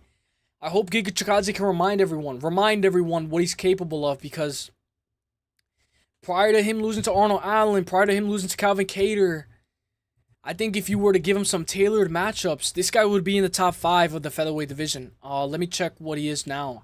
But I believe he's, what is he ranked? Oh, fuck. I believe Giga Chikadze is like top 10. Top 10? Let me check. Yeah, he's top 11. So he's going to be fighting David Onama. If David Onama can get this win, he will crack into the top 11. Giga Chikadze is fighting for his ranking. I'm going to go Giga Chikadze for the win. I'm very surprised. Oh, Giga's moving up? Oh, it's at lightweight. Okay, very good point. Very good point from Thal. Oh, no. Pepino. Pepino, thank you for telling me that, because I didn't look at that. I didn't even know that. I'm going to write that in my notes. So I think Giga Chikadze should be able to perform a little bit better at 155. You know, as he gets older, as he continues to cut more weight, I think the fight at 155 should help him. What do you think, Pepino? You think it's a little bit of a better situation for Giga Chikadze, or is it a little bit of a worse situation? I think him fighting up helps him a little bit. Giga almost beat Arnold Allen. Facts. I hate a draw. Gio and I had a draw Saturday. What was the call that I think you had Dan Ige, right? Very good call on that as well. Dahl and I had a draw also. Draw no bet voids your pick if it's a draw instead of cashing your parlay. Damn. The mods here, no gish galloping. Facts. No gish galloping. Lane, if you want, we can make it 3 picks instead of 2. A lot of less likely for draw. That's a good point. I don't understand Onama being the favorites. Yeah, I know, right? This is almost like Diego Lopez and Volk. Like, you know, Diego Lopez is minus 102. Volk is like a minus 125. And then later on in the week, then the odds start switching. I like Giga Chikadze. Maybe it's because Giga Chikadze is moving up at 155 and David Onama has so much power. And Arnold Allen was making Giga a little bit bloody. But I think Giga Chikadze should be able to win this fight. Let's go Giga Chikadze by decision. I'm going to go by KO on points. I'd be excited if he could finish this fight with a Giga kick. That Giga kick would be amazing. But I hear you, Ryan. RP Onama, Giga moving up. Let's go. Thank you, Pepino, for that. To be honest, for real, though, we'll see next card. Just worked out that way last week. Yeah. To be honest, we knew that would be the I picked Giga too before I knew it was 155. Onama's already huge. Okay. So now we're kind of understanding why, you know, David Onama's a little bit the favorite. It's at 155. He has more power. He's more filled out. and he has a good chance to win this fight. I'm gonna go Giga, but we know Pepino is on David Onama, rightfully so. Now this one, I think I'm gonna have to pick another underdog. I'm gonna have to pick another underdog in this one, guys. Another underdog for me. Abus Magomedov versus Michel Pereira. I don't know. I don't know with Michel Pereira. I really don't. I really don't know where he's at. I don't know, like, I don't know if he's ever gonna get his cardio better. Oh, OC. What's good, OC? I'm putting in the hours like you. I'm putting in the hours like you. Honestly, I wasn't expecting to go this long, but it's because we broke down 2 cards. We broke down the PFL and the and Garry versus Prates. So you actually are just in time. You came in just in time. Yeah, the odd number of disagreements preferred, but we'll see next card. Yeah. And plus, it's good sportsmanship. Good stuff that you guys bet on stuff and you guys go against each other. Pereira smokes him, in my opinion. Pepino. Bro, Michel is him. I hear you. I hear you. I hear you. I hear you. He's very good. He has very good power. This guy hurt Anthony Fluffy Hernandez to the body before he went out to gas. He beat Ihor Potieto. The run that this guy was on before losing. I know at welterweight, he got forced to move up to middleweight because he couldn't make weight. I remember he was supposed to fight Stephen Thompson. And Stephen Thompson said, no, I don't want to fight you. You missed weight. I don't want to fight you. Michel Pereira's he's not a professional. I don't want to fight him. He missed weight. But imagine if Stephen Thompson and Michel Pereira were to go at it. That would have been a banger scrap, and we could have maybe learned a little bit more on Michel Pereira in the striking department. Because, he's been going up against, heavy grapplers. Him losing to Tristan Carnley was a little weird. That DQ as well, illegal knee. A little bit of a little scratch, but then he goes on a tear. 1, 2, 3, 4, 5, 6, 7, 8. 8 wins in a row on the verge of being on a title shot. And that was a little bit of a, it was not a number 1 contender fight, but it was at least a number 5, number 10 contender fight. Let's look at where they're at. Michel Pereira, number 14. Anthony Fluffy Hernandez, number 9. So that was a little bit of a top 10 fight, I would say. But with this fight right here, I gotta go Abus. I have to go Abus Magomedov. I have to. I know majority of the people are gonna go. In fact, I'm surprised 100% of the people are going Michel Pereira. I have to go Abus. The way that he looked against Bruno Ferreira, the way that he looked against Wally Alves. I know Wally Alves gets finished so many times. He's just there to get finished. But Wally Alves, if you don't know, Wally Alves submitted Colby Covington. He submitted Colby Covington right here. He submitted Colby Covington in 2015. How good is Wally Alves? Wally Alves is the GOAT. So, we know with this fight, it's a very important fight for middleweight. Majority topology is going Pereira by KO. We know Abus, his 2 losses have been won by KO and won by decision to Kyle Barallo. He has 6 losses on his record. He does have a little bit of a suspect chin. He has been KO'd twice. He lost by submission twice, and then he lost by decision twice. So, 2-2-2-2. So, if you're going to take Michel Pereira, take Michel Pereira by money. Let's see what the money line is. Michel Pereira minus 172. Money line is perfect. And Abus plus 134. So, if you want Michel Pereira, take Michel Pereira inside the distance by KO or submission. He's a minus 172. I think Michel Pereira can win this fight by knockout, but I'm going to have to go Abus Magomedov because I know it's a dog. And I know he doesn't really have the factor of the chin. And I'm going on a dog, but I just feel like Abus is getting his groove. He's getting everything together. I was very high on Bruno Ferreira. And we know Bruno Ferreira, who did he just fought, I believe, against Armin Petrosian by submission. Bruno Ferreira is very good. And I thought that Bruno Ferreira was going to knock out Abus Magomedov. But now that, he was able to deal with that adversity, I think he could do it again. He learned from the Kyle Barallo fight, learned from the Strickland fight. I think he can beat Michel Pereira by decision. I got Abus Magomedov by decision. My bad. I'm gonna catch up. My bad.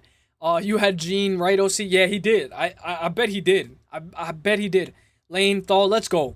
OC, I didn't say this, but I hope you're having a great day, OC. I hope you're having a great day. Abus to weather the storm. Orange Cat, what's up? Let's go. Welcome to the building. Orange Cat's in the building. I would not have bet against Mitchell. I hear you. And I know, Michel Pereira has been coming in clutch. Him losing to Fluffy is not a bad loss at all. If anything, it makes him look better. Because he hurt Fluffy to the body. and it took Fluffy a lot of time to finish. So I hear you. I hear you on the Michel Pereira. I might pick flip. On Sunday, I might pick flip. I got to do a little bit more tape study, but from what I've seen, I'm going to go Abus Magomedov. But I definitely see how a lot of people can go Michel Pereira. Pereira by finish. Yeah, if you're going to take Pereira, guys, take Pereira inside the distance. I would prefer by KO on points, but I know a lot of people like by KO submission because this guy can finish anybody. Pereira by finish. Michel lost.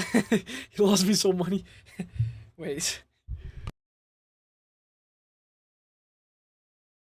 Michel lost me money, so I have to fade. Which I know a lot of people are going to be banking on that, but just because he lost doesn't mean that, he's going to lose this time. I might pick Abus, undecided yet. I'm very interested in seeing what everybody's pick is. Lane, absolutely. Only has 3 minutes in the gas tank. It's because he has so much muscle, though. That's why he doesn't have that much of a gas tank. Damn, you just chat. My bad, bro. My bad, OC. My bad. Let's go. Let's go. What was I going to say? But I got a boost. Magomedov for the W. Low confidence because we know Michel Pereira can absolutely just clock his chin and it's done. Michel KO, absolutely. Me, I would say Michel by KO on points, just in case, because he has been able to win a decision. Abus might show that he's tough. I like the over 1.5 in this fight, and I'm going to take Abus Magomedov, money line. But if you like Michel Pereira, take his money line. Take him by KO on points. Take him by KO, just like Lane said. Let's go. Want to bet? Oh, hell nah. Oh, hell nah. Lane, I know you're the best at this shit. Dude, I hear you with Gio. All the time. Oh, hell. Please, no. I'm going to lose that shit so bad. Oh, wait, I'm tripping. I'm not. It's okay, bro. I was a little behind, though. I was a little bit behind, but we're catching up. Abus doesn't have good takedowns. He's getting KO'd. Facts. He needs to wrestle.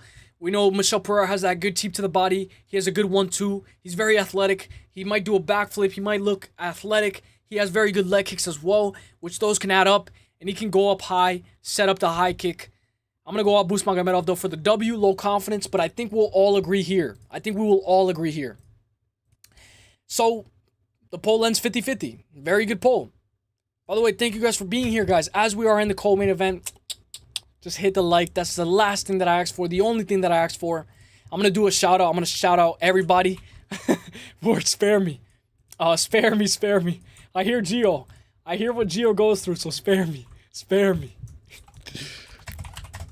No, I know, especially like with Gene Silva. I know, like, I was like, oh, I know Gene Silva might win, but I gotta go with my guy Bryce. But I know I was about to get cooked. If you pick Mitchell, it has to be by finish. No way Pereira wins this fight by decision. Very good, very interesting point, because we can say that, like, maybe he might not, but I still think he's capable of winning a decision by KO on points. Call me crazy, but I got Smith. Okay, so we're not, no gish galloping. So we're not all on the same page. Wow, so I'm wrong. I thought we were all going to be on the exact same page, but we're not. Ryan Rossellini, shout out to you. He's on Anthony Smith. Very interesting because we know Anthony Smith just recently retired against Dominic Reyes. Who, in my opinion, how good is Dominic Reyes? You can't get better than this. Dominic Reyes' title run starts now. So I am going to go Mingyang Zhang. I see Dahl. He's going Zhang KO round 1. So let's say Mingyang Zhang is a minus 590. Anthony Smith plus 370. By the time this fight starts, by the time it's fight week, I can see Mingyang Zhang being a minus 800, minus 900. And I can see Mingyang Zhang by KO being a minus 120. Just like Chase Hooper by sub. But you know me. I'm going to have to go Mingyang Zhang by double chance, by KO or on points. Just because I know Anthony Smith, he does tend to get finished. He has a little bit of a susceptible chin against Khalil Roundtree. He got finished. Dominic Reyes finished him, but it took a little bit. He had to work for it. He got finished against Glover Teixeira, which was a brutal. I believe his teeth fell out. He got finished by Thiago Santos. He tends to get finished. I will say, though, he only has 5 losses by decision. So if you are going to go Mingyang Zhang, go by KO because, more than likely he's gonna lose by KO. The most amount of times that Anthony Smith has lost is by KO. 2 KOs in the first round, 6 KOs in the second, 2 KOs in the third round, and 1 TKO in the fifth. So if he gets TKO'd in the fourth round, obviously this is not a 4-round fight or a 5-round fight, he would have lost the KO just like Justin Gaethje. He would have lost by KO in every single round. We know Justin Gaethje has lost by KO. I mean, he's lost in round 1. Justin Gaethje has lost in round 2. He got finished in round 3. He got finished in round 4, and he got finished in round 5. So if Anthony Smith were to be in another 5-round fight, get finished in the 4th round, he would get finished. He would have a finish in every single round. Like, he would have him getting finished in every single round. Mingyang Zhang, on the other hand, this guy is a legend. I know a lot of people have hype on him. He's already a minus 600. I'm calling it right now. He's going to be a minus 800, minus 900 by the time this fight starts. Smith by points. Smith by several points. Let's go. Taco Badilla might cut. Whoa. Really, Hernanov? Today? Bro, Hernanov, if that's today, that's going to be lit. If that is today, that is going to be lit. That is going to be lit. Lane definitely is one person who voted Smith. Definitely. I think it was Ryan who voted Smith. If there's a prop Zhang KO under 60 seconds, I will take it. Pepino with the clutch. You know what? I think that's a very good point. That's a very good point. We know Mingyang Zhang is not like Dominic Reyes. He has some real power. He has 12 KOs in the first round. Holy shit. 12 KOs in the first round. He lost by KO twice actually. He lost by KO so twice in the first round and once in the second, so 3 times. Lost by submission twice and lost by decision once. I want to see who he lost the decision to. Oh, so that was all the way in 2017, but this guy is a demon. This guy's an absolute demon. In my opinion, I'm going to be favoring... You know what? I like what Dahl said. I'm going to go first round KO. Fuck it. I was going to go double chance. I mean, not Dahl. Pepino. Sorry. I like what all you guys are saying. I'm going to go Mingyang Zhang by KO round 1. Let's do it. Mingyang Zhang, KO round 1. Let's do it. Let's go. Mingyang Zhang for the win. KO round 1. That's going to be crazy. That's going to be crazy. I don't know why Smith came back. Maybe the over 1.5 can come in clutch. Smith got an underrated chin. He does. I will say he does. Even when Khalil Roundtree hit him, he didn't go all the way out. I don't think I've ever seen Smith go all the way out. Like, get out cold. Ian Machado Garry versus Carlos Prates. I'm very interested in seeing who you guys got. Very interesting. You guys got the buck, or you guys got the... Nah, I'm just kidding.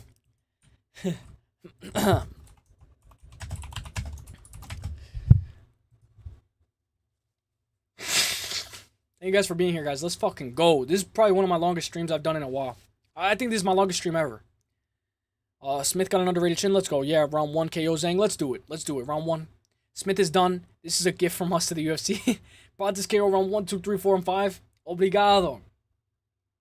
You heard it here first from Hernanov. You can sprinkle Prates by KO rounds 1, 2, or 3. Then sprinkle Prates by KO rounds 3, 4, and 5. But in this fight, let's break it down. Ian the Future Garry versus the Nightmare. I love their names. Their nicknames are going to be so sick when he calls it Bruce Buffer. Ian the Future Machado Garry versus Carlos the Nightmare Prates. It kind of reminds me of when Usman, the Nigerian Nightmare. So you know Prates is going to be taller. I think he has a reach advantage as well. Let's bring it up. So 74.5 reach advantage for 74.5 for Garry, 78-inch reach for Prates. So at least 3.5-inch reach advantage. But Gary's 2 inches taller. I don't know how is Garry 6'1" with a 74-inch reach. Dude, he has the same reach as Conor McGregor. So he has a little bit of T-Rex arms, a little bit. But I will say, guys, this fight's gonna be very close. It's gonna be very competitive. I like the over 1.5. I don't know what the over is going to be set to. If it's going to be an over 2.5, over 3.5, under 3.5, over 4.5. But I will say, guys, let me break this down. When we saw Ian Garry versus Shavkat, I picked Ian Garry, right? And Ian Garry was, he was getting worked a little bit, but what he was working on was the leg kicks. Against Shavkat, he was working the leg kicks, and then Shavkat was holding him against the cage, I believe, and then Shavkat gets reversed from a takedown. I don't know how he got to the ground, but Garry cannot finish a submission if his life depended on it. Against Michael Page, he had him in a deep rear naked choke, and he couldn't finish it. I bet you if Charles Oliveira was in the same position as Garry over Michael Page or Shavkat, I think he would finish that rear naked choke, but it's something that you have to work on. We know Charles Oliveira is very high on Ian Garry. I expect Charles Oliveira to be in the corner of Ian Machado Garry.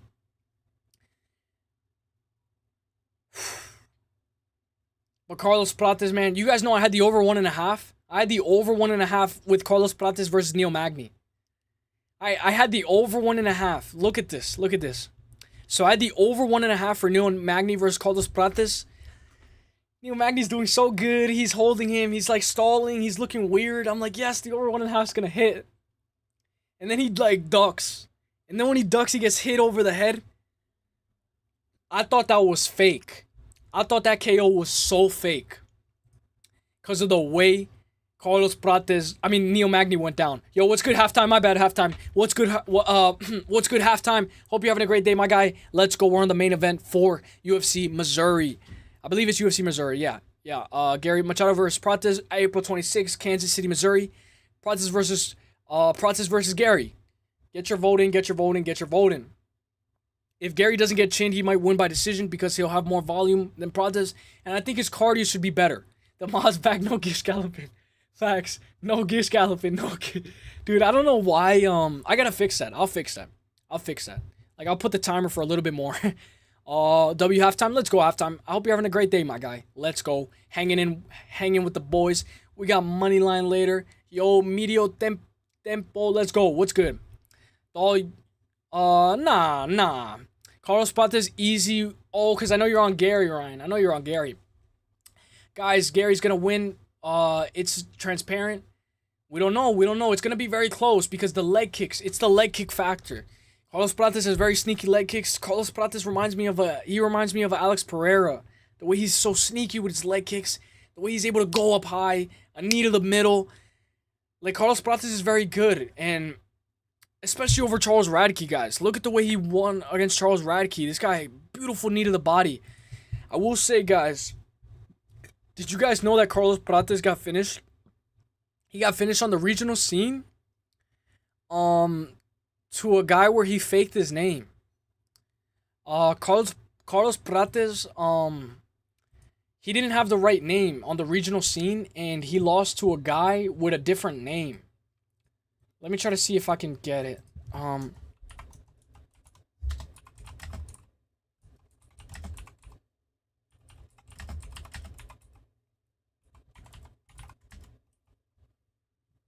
He got regional. I don't know if that's true.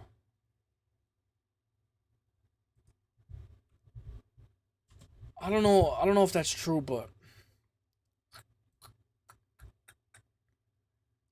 he tapped his strikes on the regional under fight named Carlos Verga. So his name was Carlos Verga.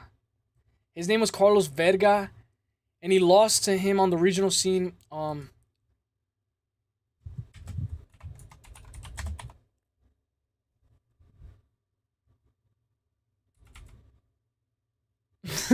Verga. Yeah, so look, he lost to somebody on the regional scene, but I don't know. Don't take me on it. Don't count me on it. But he tapped his strikes. That was actually kind of weird though. Because it's not here. The loss is not here. Or I don't know. But let's actually break it down. Dude, I'm not even joking, bro. Like, look, so let me try to see. I just had it up. Look. So I know this is gonna sound like, let me try to see if I can get it. I don't wanna say stuff without a source.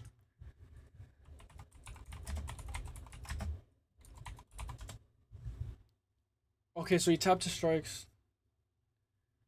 I'm gonna try to see if I can get it. He used a fake name. Look. Let me see.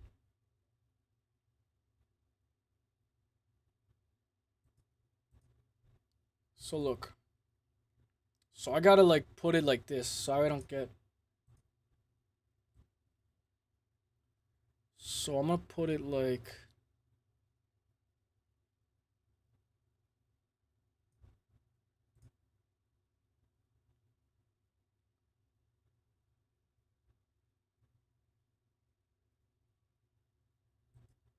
So, dude, he got fucked up this fight.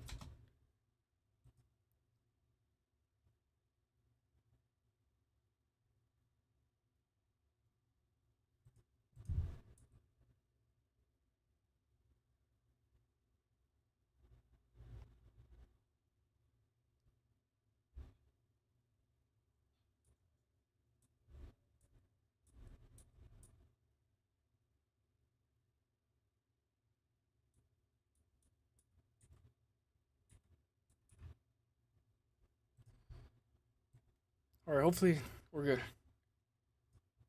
Okay, hopefully that's good. Alright, so that's what it was. I don't know if you guys saw it, but that's what it was. I just had to get it because that was the only video that I had from it. But was the guy in the regional scene a sub? Was the loss? No, it was a tap to strikes. He tapped to strikes. Let me catch up. Carlos Prates not even close. Nah, he's good. You have no ground to stand on. Yeah, I picked Smith for fun. Prates gonna knock this Whoa, halftime cooking. Was this loss in the regional C by sub? Gary's going to take down Prates like he did with Shavkat MVP. Let's go, Pepino. Verga. Prates. Guys, Gary gonna win. Let's go. Prates Pepino. Prates low-key fought under a different name. Yeah, he did, right? Or no? Prates, hey, the dude is void. Yeah, he is. Yeah, he was. You could be right. Yeah, you're right, OC. I think you could be right halftime. I'm staying away from this fight. Facts. I could definitely see Gary winning by points. Nerds with the W. Hung out with my boy OC for the mayhem. Oh, you did? Let's go. I know he had a banger fight companion. Thanks, gang. It was my favorite fight companion ever. I'm glad you liked it, bro. So with this fight right here, guys, I'm gonna go E Machado Gary. I'm going Gary by decision. We know Prates is way better now. He's way better now. He's so much more better. He's more unique style, way more unique style. He has a very good style. Not only does he have a good style, guys, but this guy, if this guy gets past Gary, I think he beats everybody else. If he beats Gary, he beats everybody else. Because, okay, so let's look at the welterweight division. We got Gary, right? Gary's number 7 against Carlos Prates, number 13. He cracks the top 7, right? I think Prates beats Joaquin Buckley. I think he maybe he gives JDM a good run. I don't think so. We'll see about that. I think he beats Kamaru Usman, maybe. He beats Leon Edwards, definitely. And then maybe he can give Shavkat Rakhmonov a little bit of a run for his money if he can get past Gary. I will say, guys, I'm going to go Gary, E Machado Gary. I'm going to go by decision. And I'm going to go by submission on points. I'm going to go double chance. Gary by submission on points. I will say Gary's a minus 122. Carlos Prates minus 104. I'll take Gary at a minus 122. Now we're going to make a parlay. I'm glad you had a very good fight companion, man. I still have to do one. I still haven't done one yet. Gary going to make him reconsider. Yeah, we had a watch party at OC's crib. Let's go. I'll definitely pull up to the watch party. I'll definitely pull up to the companion. So let's make a parlay. So I know a lot of you guys have Prates, right? Let's make a people's pick parlay. We're gonna make a people's pick parlay, and then we're gonna wrap it up. Let's do it. So, what I'm thinking, Jacqueline Amorim, she's a minus 460 though. Jacqueline Amorim, Blackshear, Evan Elder, Ikram,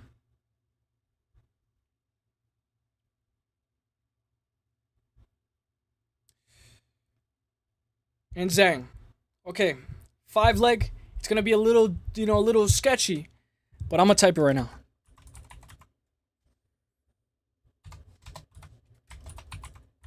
We can also make a different parlay if you guys like.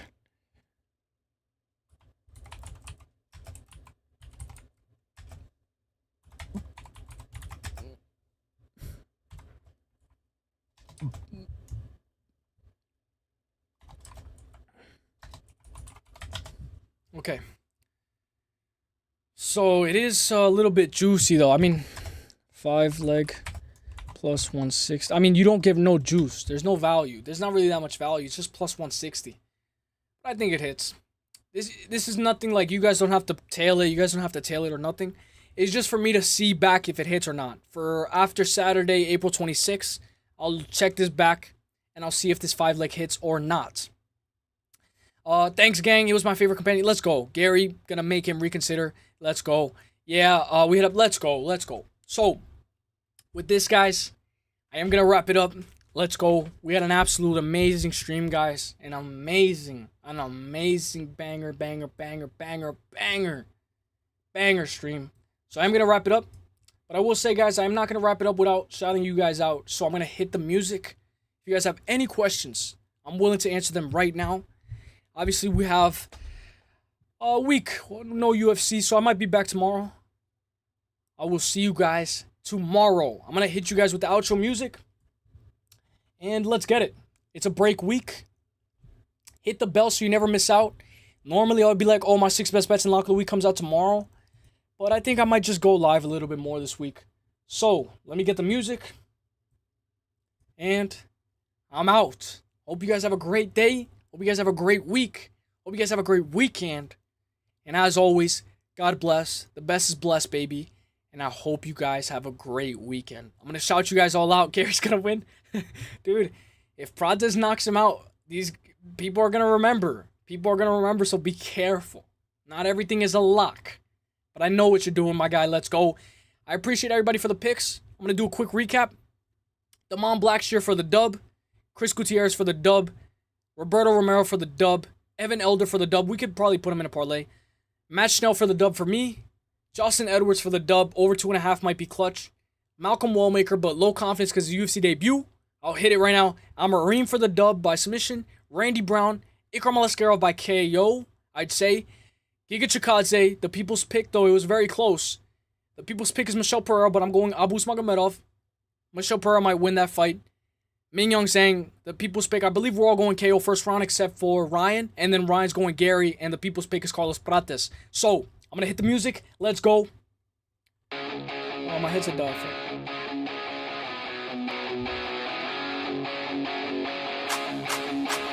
I will be back tomorrow. I will be back tomorrow. So hit the bell. Hit the bell. Hit the bell. MMA Experts is going to do money line later today, so I'll probably be in the chat. But hit the bell. Don't miss out. Like the video. Like the video if you haven't already. What the fuck are you doing? Like the video, please. Please.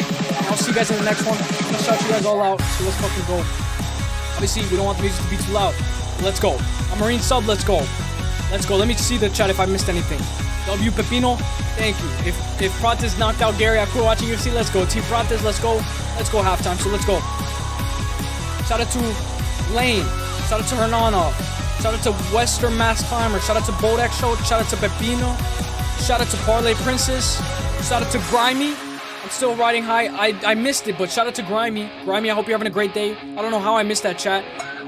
Shout out to Pepino, Ryan, Paul, Hernanov. I don't know if I'm missing anybody. Dolescent. Ryan. Let's go. Dolescent. Let's go. Let's go. Orange Cat. I hope I'm not fucking missing anybody. Let's go. Let's get it, baby. I'll see you guys in the next one. Let's get it. Halftime. Halftime. How can I forget halftime? The GOAT. Halftime. Andrew. The GOAT. I'll see you guys in the next one. Let's get it, baby. Peace. The best is blessed, baby. Peace.